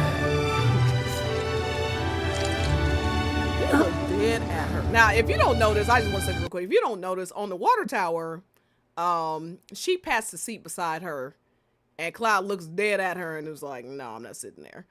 And it does the exact same thing here. This is the Aerith route, quote unquote. Okay, I just want to say. Whew, I mean, what the hell is the, I mean, if this is after you have spent, and anybody who has beaten Rebirth knows, you have spent hours upon hours upon hours getting to this chapter, exhausting amount of time, okay, just to get that as your opener on the gondola. I'm just saying. Well, and look, this is the third time because it is the third time. Oh my god! Because the first time it happens in remake. She passed the seat next to her at the Evergreen Well, she Park. doesn't pat it, but she wants them both to go up there. She sits down. He looks dead at her and purposely sits as far away from her as possible. Oh, well, he's just too shy to sit by her. Okay, whatever you say. Okay, all right. All right, let's just all go crazy. Let's just not live in reality at all. Okay, all right. Okay. What do you think this does? No response to what she just said. Okay. Now, look, I want to preface by saying this. I like the Cloud and Aerith gondola ride, including the conclusion. I mean, like, because if you take their relationship for what it is a sweet moment between two friends. You know what I'm saying? Like, I don't have a... But if I'm looking at this as a romantic relationship, this is a disaster. Exactly. You're saying what I said earlier. Wow, this is incredible. And Shady makes a good point, because we'll just kind of talk as we go. Shady makes a good point that Cloud is also feeling conflicted in general about this because, like, he called him a loser and blah, blah, and this and that, called Zach a loser and stuff. Then he remembers not only was he his best friend, he was, he died tragically. Now, of course, he has a false memory of how Zach died, but, now he's got this guilt weighing on him, and he knows that Aerith is in love with Zach. So, like, yeah, this is on his mind. He just had a dream about Zach. Like, this is on his mind. You know what I'm saying? So, like, they want to claim all this has to do with him, like, oh, he's just too shy to sit by her. He's just too shy to, couples as in, he's just shy. Like, no, he's conflicted. He's like, this is awkward. Exactly. Well, and not only that, but he's also has the fact that he, well, at least in his own mind, remembered Zach dying. And of course, we know it's not the actual version of events, but regardless, Cloud has now reached a part where he remembers Zach and he remembers him dying, and now he has this fact of, does Aerith know that he's gone? It happened. Like, literally yesterday. All of this context makes if you just look at this scene by itself, yeah, sure, maybe if you're disingenuous, you can twist some things to mean something or whatever, but if you just play this game as you're supposed to, from start to finish, and you look at that's how you play games? You actually, like, turn it on and use the controller and all that? Yeah, you don't just go on YouTube and type in, Cloud and Aerith scenes on YouTube and act like I'm some kind of an expert on this game. Okay. But it definitely, you can see everything so much clearer when you look at everything in context. Mm-hmm. There should be no confusion as to the way anyone is reacting in these scenes. And if you asked someone seriously, like, if you were on a date with Aerith and this is the stuff, and you just had all these realizations, and she's telling you everything about you reminds me of her dead lover, like, would you find that romantic? Like, honestly, come on now. It is red flag 101. They even had somebody wrote a whole article. Now this is the most hilarious shit. Okay, look, man, when that first came dropped in the TGA trailer, child, Clerith were declaring victory. Oh my God, they're gonna kiss on the gondola. And no, funny enough, Monk, I don't remember ended up saying, "Oh, it's an optional scene," or oh, it doesn't matter because it's optional. Blah blah blah. I just remember declaring victory. Cloud and Aerith are gonna kiss. Look at the way he looks at her, because it literally SE's trifling ass. Okay, literally stopped it right here. Okay. They didn't show the aftermath of what happened, okay? Yeah, and if they had, well, look. If SE had shown the full thing in that trailer, Rebirth would, look, there'd be, well, I don't know, there's some they would Clerith have been just gone do before not, Rebirth even came out, let's be honest. they would have been gone. Look at this. He lets go of her first, by the way. And they're like, oh my God, that was awkward. Oh my God. Jesus. It's so bad. It's so bad. Now again, if you're just taking this as two friends who accidentally had like an accidental close encounter, it's like, whoa, that's awkward. I mean, I've had this moment with friends, you know what I'm saying? Oh, ooh, sorry, that was not what I intended. You know what I'm saying? Look. That is cute, but if you take this as like, oh, this is romantic longing, and just like, no, it's no, no, it's not. Look, like you were saying before, if you approach this date, check it out with how their relationships are, if you approach this date with the appropriate mindset and with how you are supposed to view Cloud and Aerith's relationship, then yeah, there's nothing wrong with these scenes. But it only becomes disastrous if you're trying to look at this and say, oh, this is the main couple, this is the main romance of FF7. This is a disaster. Jesus.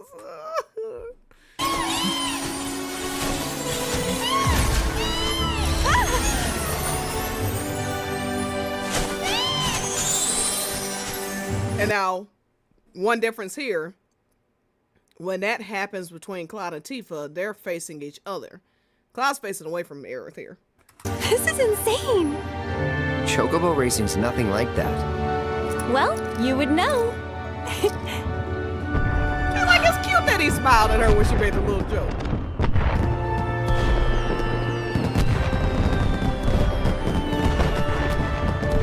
It's all so much. Now we know this is a critical moment. They're looking at all this gorgeous fireworks. He's smiling, but like he's looking at the fireworks smiling. We know that's a different story on the Tifa one, okay?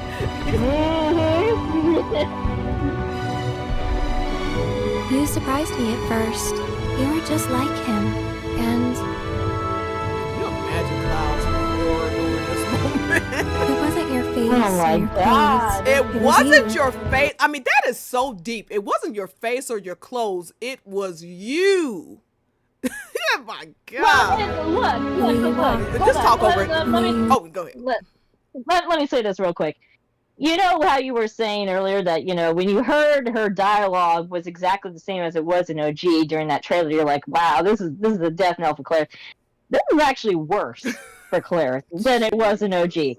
Because as someone who's been in the fandom for, a certain number of years, it has been a talking point for years with the Clerith fandom that, it was just his clothes that, it was some superficial stuff that reminded her of Zack. But she knows the real Cloud. This right here takes that narrative and shoots it in the head. Teeth. Kicks it in the teeth, rolls it downhill and into the river. Look. Buried yourself. You can keep talking. Whenever I looked at you, it's just... I saw him. I'll let her talk. This is important.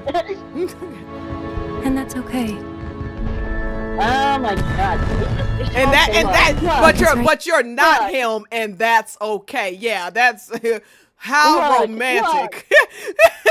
No, listen. This is important here. This is again.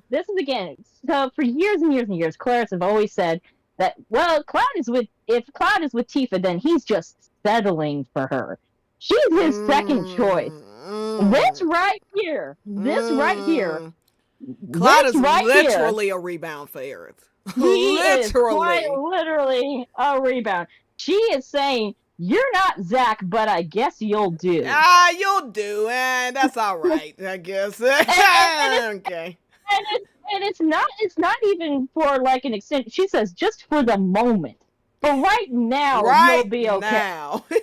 and I mean, and the dialogue is of course different in the Japanese. This makes it sound at least a little bit more romantic. But I mean, but really, she's just saying like, you know, I'm searching for you. I want to meet the real you. Blah blah blah.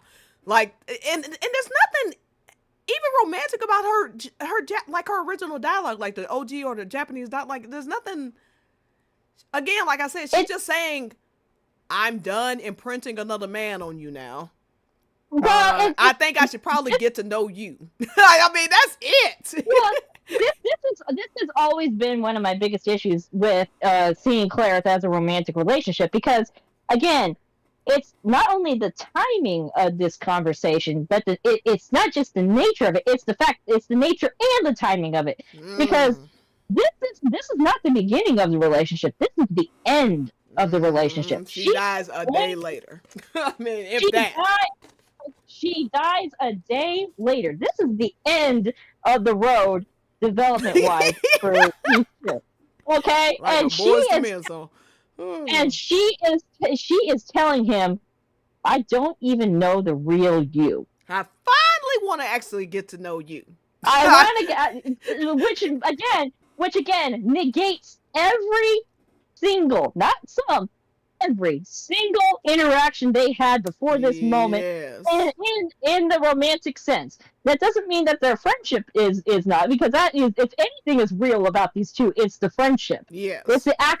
That is the actual relationship that is built here, that has allowed her to come to this realization, hey, I'm imprinting my boyfriend on this guy. That's a problem. I need to get to know the real Cloud. Right now, but as far as romance, every single interaction before this has been negated. I mean, can you even imagine what they would be saying if Tifa looked at Cloud and said, every time I looked at you, I saw Emilio, but you're not him, and that's okay. To find you. Now I want to get the hell out of here. She would be crucified by this fandom. And once again, Cloud is missing the missing the point. She's like, you know, I'm trying hard to find you. He's like, but I'm right here. And he ain't looking like no romantic look at her. He's like, but I'm right here. Like, what the hell are you talking about? He's confused. He doesn't understand what she's talking about. He's like, look, wow. Totally missing the point again. And this is after they claim this is a love confession. This is his direct response to it. Hey, did Tifa talk to you about, Oh my God. Come on. Can you imagine if Tifa Come was like, on. if Tifa said, you know, am I getting ahead of myself? And he was like, have you talked to Aerith? Like, get the hell out of here. What? I don't think so. At least not about. Yeah, hold on a second. We gotta I got a point.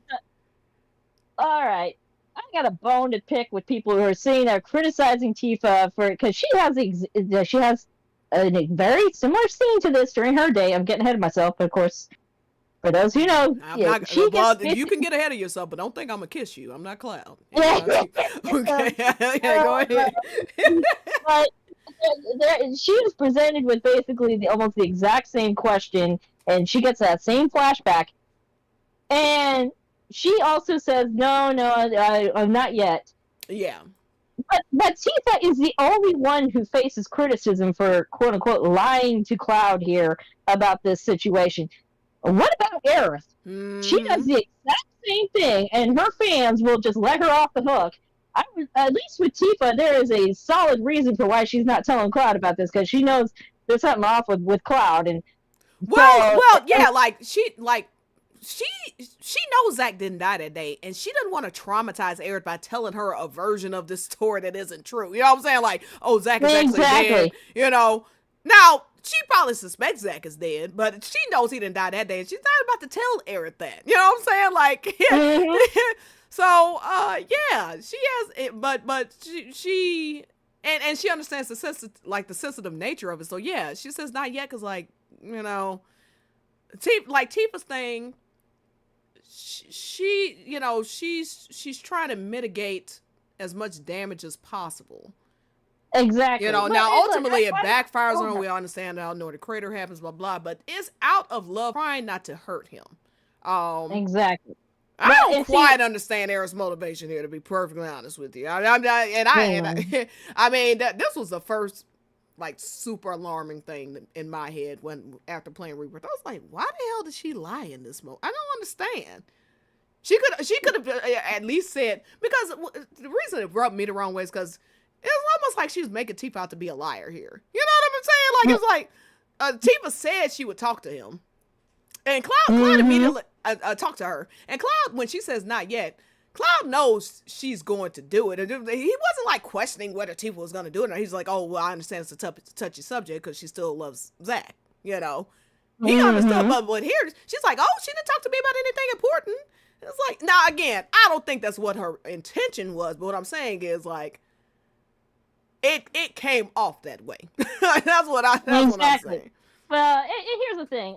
I'm sure there is a perfectly good explanation for it. We just haven't been alerted to it yet, you know. And it could just be something as simple as... I think they agreed not to tell Zack. I mean, I think they just agreed not to tell Cloud anything. Yeah, and here's the thing. We don't know exactly how much Tifa and Aerith have talked to each other about Cloud's condition. That is one unknown here. So, giving Aerith the benefit of the doubt here, she could be very well using the exact same justification that Tifa used, not telling Cloud what's going on here. But my point is, if you're going to excuse Aerith for not telling Cloud the truth, you must also extend that same grace to Tifa. No more of just holding Tifa to a different standard than you're holding Aerith. Because look, Aerith also knows what Tifa knows, which Cloud. She doesn't remember Cloud and Nibelheim.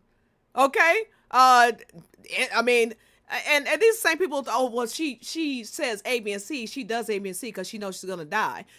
I mean, talk about talk about a lie. You know what I'm saying? Like, talk about withholding information. She doesn't tell this man from jump one, you know, hey, I'm following you around because you remind me of my dead boyfriend. I mean, talk about a lie of omission. And I'm not saying she should have or whatever, but I'm just saying, like, if you're going to call Tifa a liar, like, are you serious? I mean, like, at least hold your own ship to the same standard, you know? I mean, there's a myriad of things Aerith has lied to Cloud about. So, like, let's not, you know, people in glass houses shouldn't throw stones. That's all I'm going to say. Yeah, okay? yeah, exactly. Oh.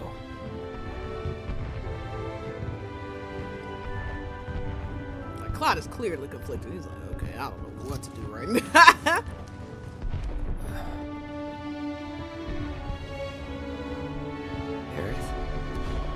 Just till the ride's over.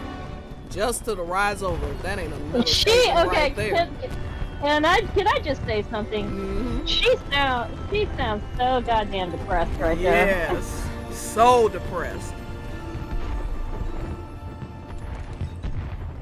And I mean, like, they're like, oh, he's returning our feelings because he mutters something here, but they don't tell us what he says. The Ultimate may say it, but I don't know. But I mean, it couldn't have been that deep. If he had said, like, if she thought what he came out of his mouth was like an actual, like, love confession, like, I'm returning your feelings, love confession, that wouldn't have been a time to kiss or something. Not just like, I'm gonna close my eyes and fall asleep on your ass for the next 5 minutes. You know what I'm saying? Like, they have a sweet moment. It's a nice moment, but it's just like that is clear, especially when you look at Cloud's reaction coming off the ride, and he's like, you know, she's thanking him, you know, and then he's like, but I ain't doing anything. Hey, thanks for tonight. You're welcome, but I didn't do anything. Wall Market Warriors, you and me. We'll show him tomorrow. Yeah. I mean, no awkwardness. There's no, nothing. Nothing. Those are two friends. Yeah, exactly. It's business as usual as soon as they get off that gondola. And Cloud is, again, if you know anything about Cloud, you know when he is in a romantic situation, like, and again, we have examples of it in this game.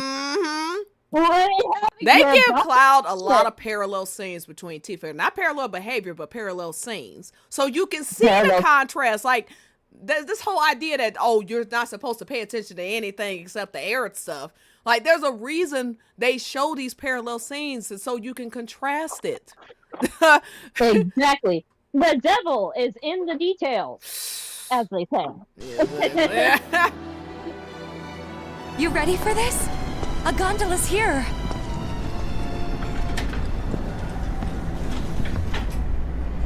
They are the cutest. After you.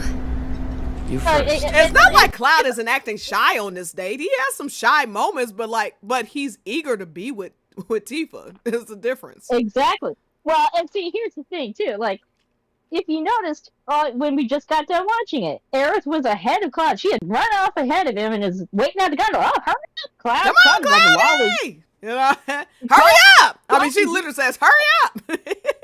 Cloud is lollygagging. He's not by her side. He's just kind of lingering off in the back. With Tifa, he's like, Hey, he's girl, standing come on right out. next to her. Uh-huh. And then, Ladies first. and for the record, Cloud, this is the only gondola ride where Cloud enters the gondola first. Mm-hmm. Cloud? This man was ready to risk death just to get this girl in this gondola. And see, they have a similar moment to Cloud and Aerith, but notice but notice, you know, so like they realize they're close, but like Cloud is like, oh my god, you know, like oh shit, and look at their hands are most important. Their hands are lingering, you know. Exactly. It's not like an, oh well, this is an awkward situation. It's more like, oh yeah, look at this, you know, and they're just like, again. okay. They allow their hands to linger. Like there's a lot. This little thing called sexual tension. I know it's a foreign concept for Clerith considering their scenes, but Go ahead. called sexual tension. There's this little thing called sexual tension that you see throughout Cloud and Tifa's moments, and we're quite familiar with the concept on our ship. Cloud doesn't think about sex. Maybe not with Aerith. He certainly does. He certainly does with Tifa. Sorry, you don't get that same sexual tension that we get. I mean, even the way that this man passed, even the way that this girl passed a damn key to Cloud was ridiculous. There's more sexual tension in that than any scene that has ever happened between Cloud and Aerith at any point in history. Exactly. Just passing a key between each other. I mean, between each other. Like, come on.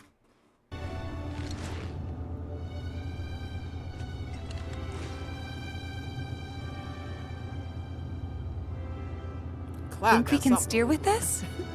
Worth a try. And so I said that he didn't answer Aerith, but he answers Tifa. Here goes. And he's got this Smiling. flirtatious little look. He's got this flirtatious lilt in his voice when he says it too. It's like worth a try. Yeah, I bet. Yeah. I don't think he's talking about that. He's talking about A-Ride. I don't know if it's that right.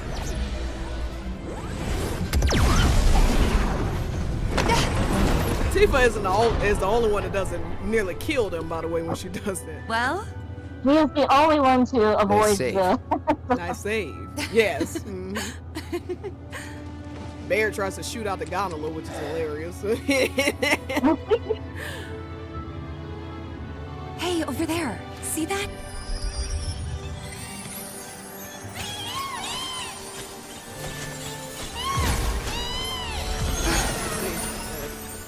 Facing each other.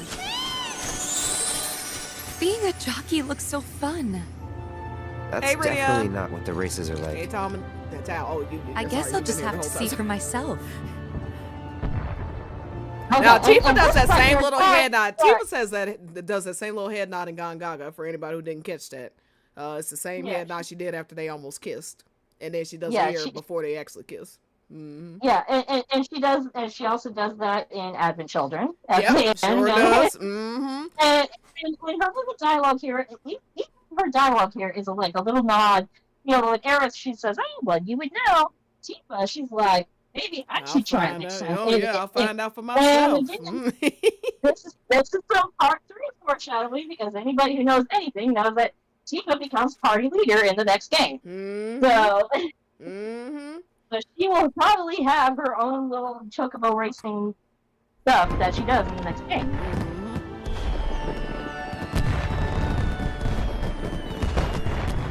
I just say the mechanics of this novel don't make any damn sense. But anyway, whatever. That's a whole other sense. So Tifa says it's beautiful.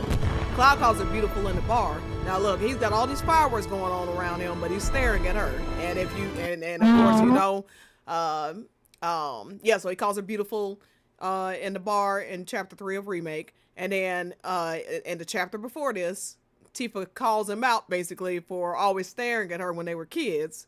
But she didn't understand why. Like that's kind of what she was like. Why are you saying it? But now she seems to get it. So when they make eye contact, he's like, "Oh shit, I've been caught." And she gets shy about it because then she realized like, "Oh my god, he's looking at me because he, you know, he likes me, like really likes me." So, have you talked to Aerith? And notice, Aerith comes up in a moment of awkward silence, like, "Oh shit, I just got caught." Looking at her, let me change the subject, you know. And this isn't out of, oh, I'm on here thinking about Aerith. What is going on is the chapter before this, he just remembers Zack. He just remembers Zack and Aerith were in love, and he thinks he remembers how Zack died. And he doesn't say, I need to tell Aerith. He says, we should tell Aerith, talking to Tifa. Tifa says, hey, well, you know what? We're close. Let me tell her. Tifa knows that what he's saying is not true. You know what I'm saying? Like his recollection of events is not correct. She doesn't want Cloud to traumatize Aerith by saying, oh yeah, he actually died in this river when that didn't happen. You know what I'm saying? So like that's what's going on here. And he just had this dream about Zack. So this is on his mind. That has nothing to do with jealousy and all this other nonsense. It's the same. Hey, Aerith? I talked to Cloud. We'll He wrap said up after this. he remembers Zack. How they were friends 5 years ago. What? We're gonna get the rest of this At conversation Papa tomorrow, John's, I'm sure. we know quality. Yeah. Handcrafted pizzas, always I don't served with care about extra. Papa John's. Get the shit on me. So that's why what you were talking about before. That's why she says not yet. Right. Touchy subject, huh? And he understands because they She just must had the still have conversation feelings for yesterday. Zack. They think they have time. This is another indicator that Cloud has no clue Aerith is about to die. This whole thing about, oh, this time I'll never let you go out of, oh, that's about Aerith. He don't know she's not gonna be there to let go in the first place. He has no idea. Exactly. I think it's a little more complicated than that. And Cloud doesn't even seem to understand. Like Tifa's the one that understands what's going on here. You know, like Cloud, even at this late juncture, Cloud is still a little lost on how Aerith feels about him. That's a little odd if they've been dating canonically all this time.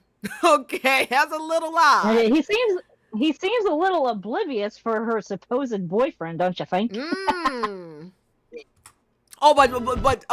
But I, you know, Claire said recently that this is the cheater route though, so that it makes perfect sense. Like, the developers of Final Fantasy VII have given us a way to cheat on the main love interest if we go after give him. Look, you don't even believe that crap. Let's be honest. They don't. I mean, Hey, it's kind of weird us being here like this, isn't it?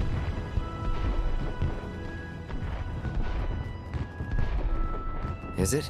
I mean, I guess it is. Kinda.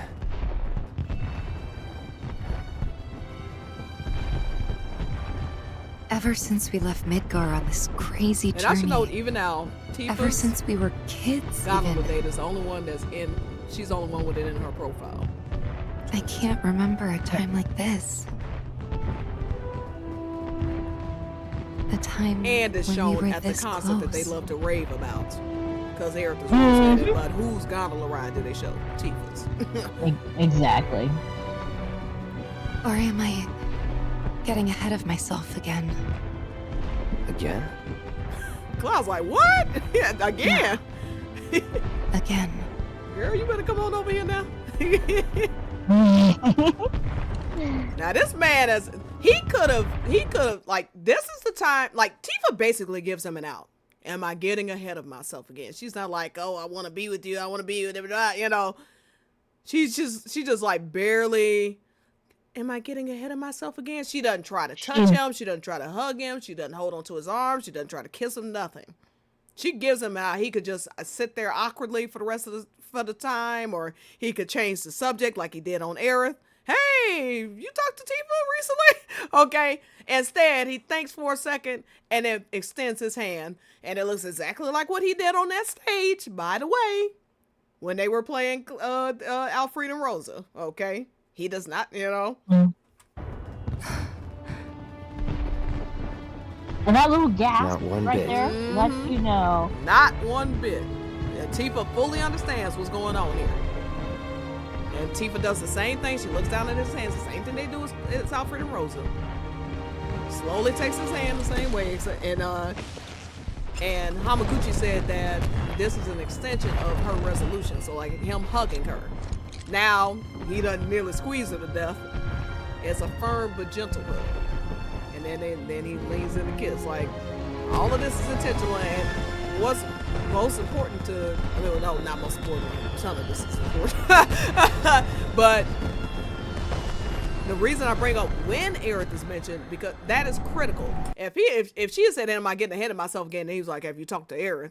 That's a totally different thing than it just being during this moment of awkward silence way before that shit happens, okay? The subject had changed completely by the time he kisses her. So to say that he only kissed her out of jealousy is just, first off, Final Fantasy heroes, Final Fantasy protagonists do not kiss multiple women. Players can go all day about, you know, early concepts and whatever the other nonsense they come up with. It's not that, like, there is no exception in 40 years. The person that the protagonist kiss is the love interest, period. It's not like, oh, except in this game, blah, blah. Period, point blank, end of discussion. Okay? And let me say this, too, about this whole concept of, player choice, and, this optional this and optional that. In no universe would the quote-unquote fan service character get a better scene than the so-called romantic interest. In no universe does the optional love interest, quote-unquote, get a kiss, while the so-called canon one gets a handhold. Okay? Well, it's interlocked fingers, yeah, but an upgraded handle. Congratulations. I mean, I don't know what to take. Like, that's why they don't want people paying attention to Tifa's side. That's why they always want, they harass people to get Aerith's date, you know, whenever there's a new streamer. Because they know how bad it looks for Aerith the second somebody sees what he did with Tifa on the same date. You know what I'm saying? Like, well, they can't even keep their own side, because here's the thing. That's why they have to constantly tell their own people only one route counts, because they know their ship does not hold up to scrutiny. Exactly. Their ship collapses in the light of Tifa's scenes. And all of her scenes make Aerith's scenes, at least in the romantic sense, flop. Yes.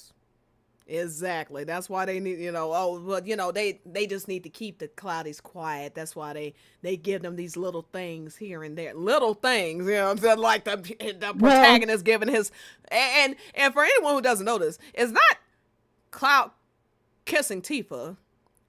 It's not just Cloud kissing Tifa. It is Cloud's first kiss, and it is Tifa's first kiss. This is not just a little, we're having a little romantic moment, let's make out a little bit. You know what I'm saying? That this is a huge, everybody remembers their first kiss. It's a huge thing. Okay? Well, and not only that, this is like considered one of the most romantic locations in all of the Final Fantasy VII. Like, it is the date spot. And they reserved that for Cloud and Tifa's first kiss. And not only that, this is within the context of just FF7 in general. This is the first time Cloud has been shown kissing anybody in 27 years. In 27 years. Okay. And the thing is, we weren't even asking for this. Everybody knew, like, we all knew that Cloud and Tifa were going to kiss in the next game. So, like, yeah, we all wanted to see a kiss, but nobody, like, not only was nobody really expecting to kiss out of Rebirth, we sure as hell weren't expecting to kiss on the gondola. Okay, that was not a lot. People would think maybe the water tower or whatever, you know. I was thinking maybe Northern Crater.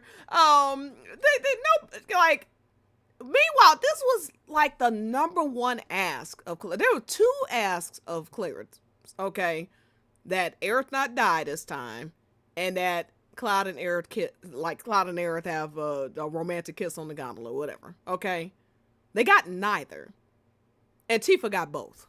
I mean, what's left to say here? I mean, you know, like, they had boardroom discussions about this and were like, "Yep, we're giving that kiss to Tifa." Well, and it's not like, oh, what, and I'm not saying that they were like, oh, will it go to Tifa or Aerith? Aerith getting it was never a discussion. It was, I guarantee the discussion was, how do we make a kiss work this early in the story without it completely destroying the LTD narrative that we've set up? You know what I'm saying? Like, but the reason I said, I just want to explain real quick, then I'll let you go, and then we can wrap up, is what we get the best of both worlds here, because in the main storyline, they do almost kiss. So if you went the extra mile with Tifa, you simply get in a sense an early payoff. Like, hey, you weren't reading into this, you know. This wasn't just they're bonding in a moment. Like, no, yeah, this is a matter of trauma bonding. And also, I think that's probably why they decided against having them kiss in Gongaga, because you already see what Clerith is saying. Tifa sexually assaulting him, all this other shit. Okay, so I think you know, they didn't want people to misconstrue the reason that they kissed. So they give us the almost kiss, and everybody loves that scene. I just saw somebody watching. He was like, I ship it. I love this. But if you went the extra mile with Tifa, you simply get that payoff now. And this is the dev saying, hey, you're not wrong. You're not reading into this. And like, this is the ship, you know? Mm-hmm. And then, and disc one is where you have the least amount of Cloud and Tifa, Cloudy stuff, if that makes sense, because disc one is just like where everything's kind of up in the air, and you could play it, you know, depending on how you play, and especially in OG, you may miss a lot of stuff, etc., etc. Disc 2 is where all the reveals happen. But this is just the dev saying, hey, you're on the right path.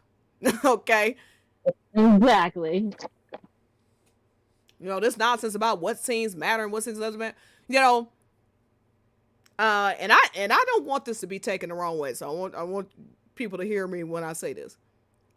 You know, I've gone back and forth to this because frankly, I just didn't know what I was talking about when terms like fan service and canon, not canon, you know, these until the Final Fantasy VII community, I've never had these conversations with anybody for any other game. These are only things that come up around Final Fantasy VII. Okay, so I may have misused words in the past, blah blah. I don't see a problem with something being fan service.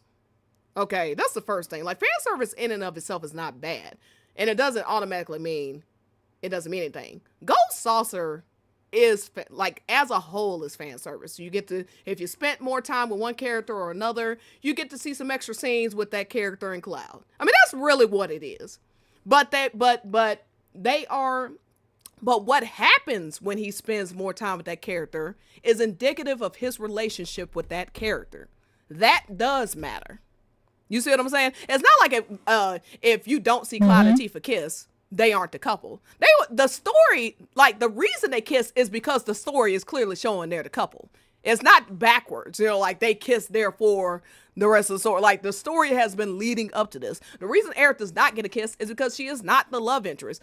The story has been leading up to that the whole time. You know what I'm saying? So this idea of what should and like what matters and don't even make any sense. The devs aren't going to spend thousands upon thousands of dollars, okay, animating this stuff, mocaps, voice actors, and we're not talking about one language. I mean, this game is in what, 7, 8 different languages? All those voice actors, animators, and all this. They're not spending that type of money for something that don't mean anything. And so again, when I said, you know, you need to, as a person in this fandom, you need to be very wary of someone who is trying to convince you that whole swaths of a game don't mean anything because it doesn't fit their narrative. I mean, like, that's a huge red flag, okay? If Cloud and Barrett had kissed on that gondola, there is not a soul in this fandom who would say it didn't matter. Okay, oh, well, it's just a fan service scene, blah, blah, blah. We'd be like, holy shit, like, Cloud and Barrett kiss, like, what? Like, what's going on here? And you won't find anybody who says, oh, the way that Barrett describes meeting Myrna isn't canon and doesn't matter if you don't see the Barrett date, okay? Like, it's clearly canon to the story. You know, whether you see it or not, it's not even an optional scene, it's a missable scene. That's what it is. So anyway, that's my tangent. I'll let you finish and then we'll wrap up. You there? Oh, sorry. Sorry, I gotta go. Okay. All right. Well, I'll finish up here. We can do it another time, but all right. So Monk's gotta go, but yeah, let me read some comments. Let's see. But yeah, nobody's going through all this trouble and thousands upon thousands of dollars animating a bunch of stuff that don't mean anything to the overarching story. And I hate to break it to people, but if you think Zack and Aerith aren't gonna kiss in the next game, you got another thing coming. I've been saying that for years. I was like, I actually thought they would kiss before Cloud and Tifa, but they pushed off their reunion until part 3. But there is no way when she sees Zack again, she ain't gonna go jumping into his arms and eventually a kiss gonna happen. They almost kissed the first day that they met. And I guarantee it ain't gonna be their first kiss. This is the first kiss we're gonna see. Okay. Let's see. Y'all comments are hilarious. So Amos says, according to them, because Claudia's threatened SC and they shake and give us fan service. Which, that is just such a... I mean, here's the thing. What do you think the reaction of these big, bad, scary Claudias would be if instead of Cloud ended up with Tifa, like he has been for 27 years, they turn around and make Cloud and Aerith the couple in part 3? They give Aerith the live stream scene instead of Tifa. They give her the Highwind scene instead of Tifa. You know, like, she's the one that saves Cloud, not Tifa. They're claiming that Essie was willing to give us a kiss on the gondola in disc 1 so we wouldn't be upset. But they also in the same breath will tell you that Essie is about to scrap Cloudy as the main, you know, as the couple for Clerith in part 3. Now, both of those things cannot be true. Okay, that don't make any damn sense. Like, not a lick of sense. Okay. Because again, nobody was even asking for a kiss on the gondola. I mean, maybe one or two here and there, but the overall consensus was they weren't even going to kiss until part 3.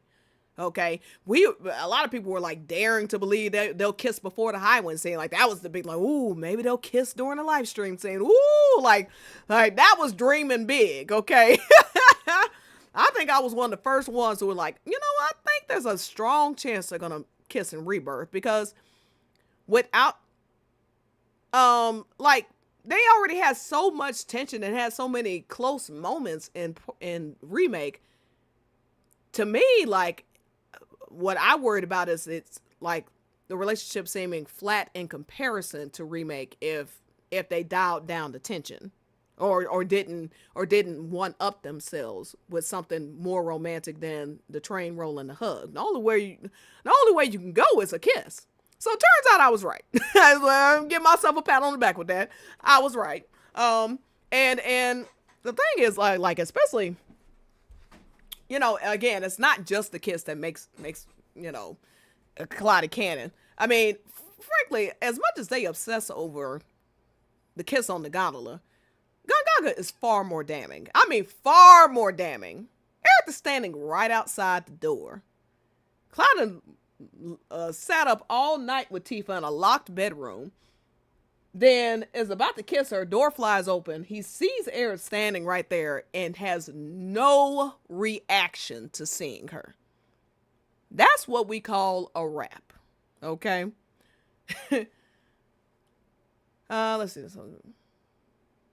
That's always been my biggest issue with Clerith. They bastardized the entire story just to try and justify fan fiction. Yeah, like, it's not like, I don't have a problem with Clerith any more than I have a problem with any other fan and ship. You know what I'm saying? People want to, ship what they want to ship. This is none of my business. I don't care.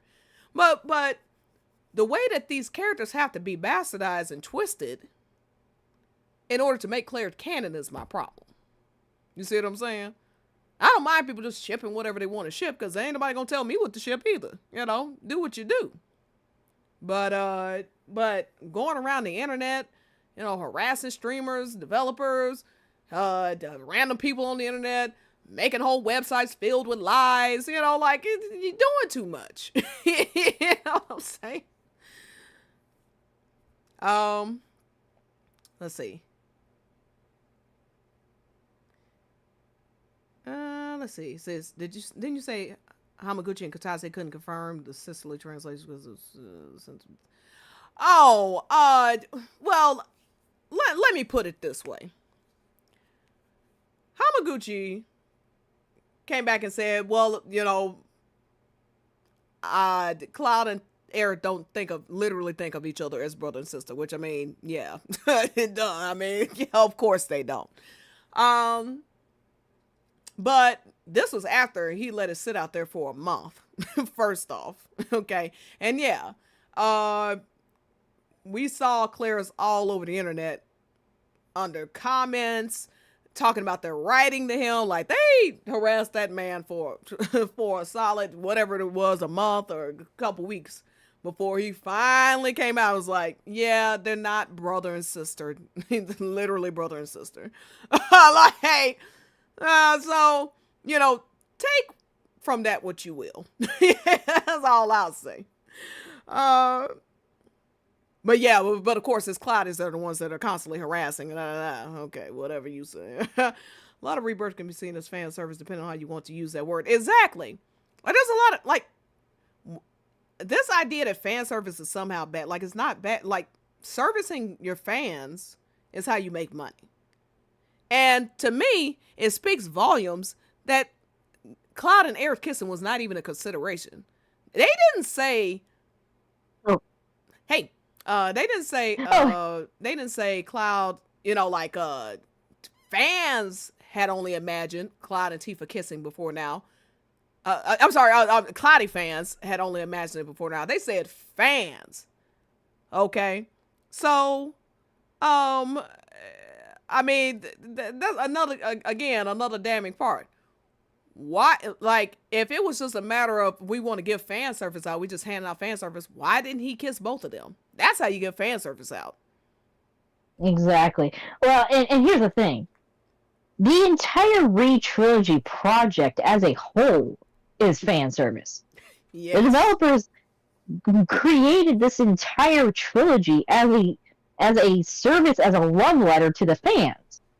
What else would you call that? Mm-hmm. And they called the ending battle in both Rebirth and Remake a fan service scene. Mm-hmm. One never argues that the ending scenes of both of these games are not important. They're still important.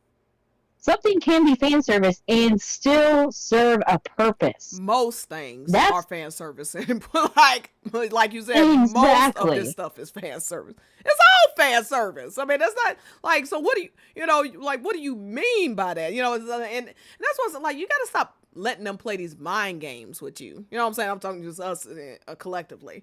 They always play these mind games, like with the whole Tifa's a liar to Cloud, blah, blah. Aerith is lying constantly to this man. And it's not out of malice. You can understand why. But these double standards that they hold, as if Cloud and Aerith holding hands isn't fan service for clearance. You know what I'm saying?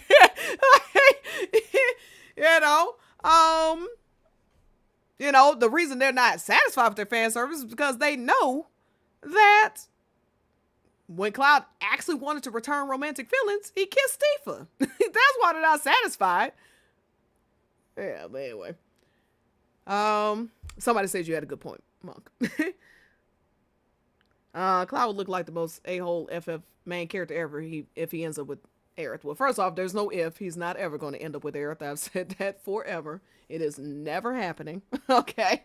I don't need to know anything to know those two are never ending up together. There is no reason to bring Zack back figuratively from the dead just so Zack can watch his best friend run off with his girlfriend. I mean, it makes no sense. Okay? Kind of look like, let's say, they talk out of both sides of their mouths constantly. Absolutely.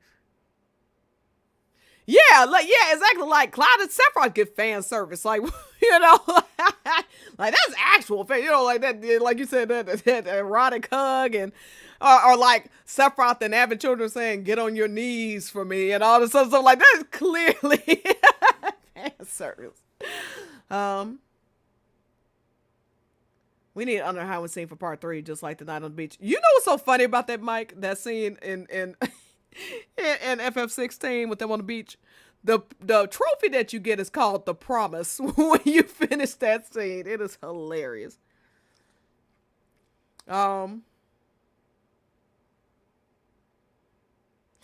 exactly, Tal. Like,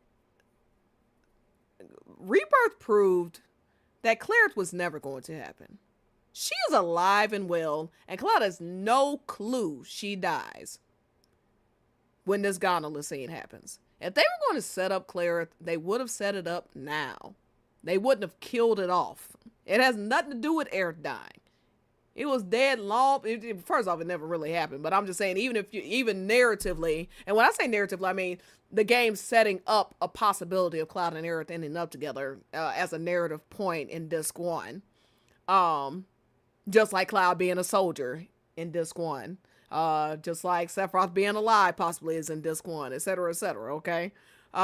These are narrative setups that are then clarified, no pun intended, in Disc 2. But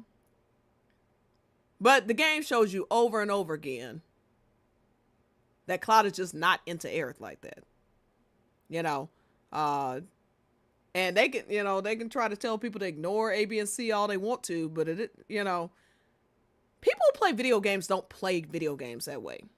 They don't play video games with the intention of, let me ignore as much of this game as humanly possible in order for my headcanon to work. Okay, that's just not how people play video games.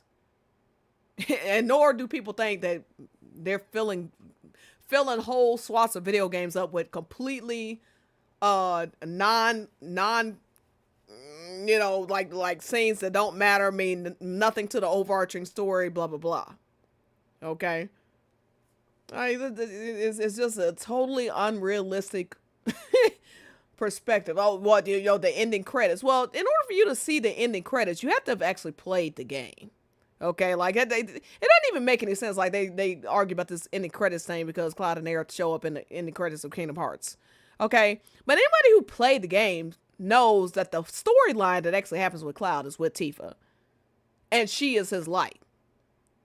Cloud and Aerith sitting in an ending in some ending credits for 2 seconds is not going to reshape someone's perspective on the whole game. Like, it's crazy. But anyway, all right, I'm tired. Well, thanks everyone for hanging out. Really appreciate it. I've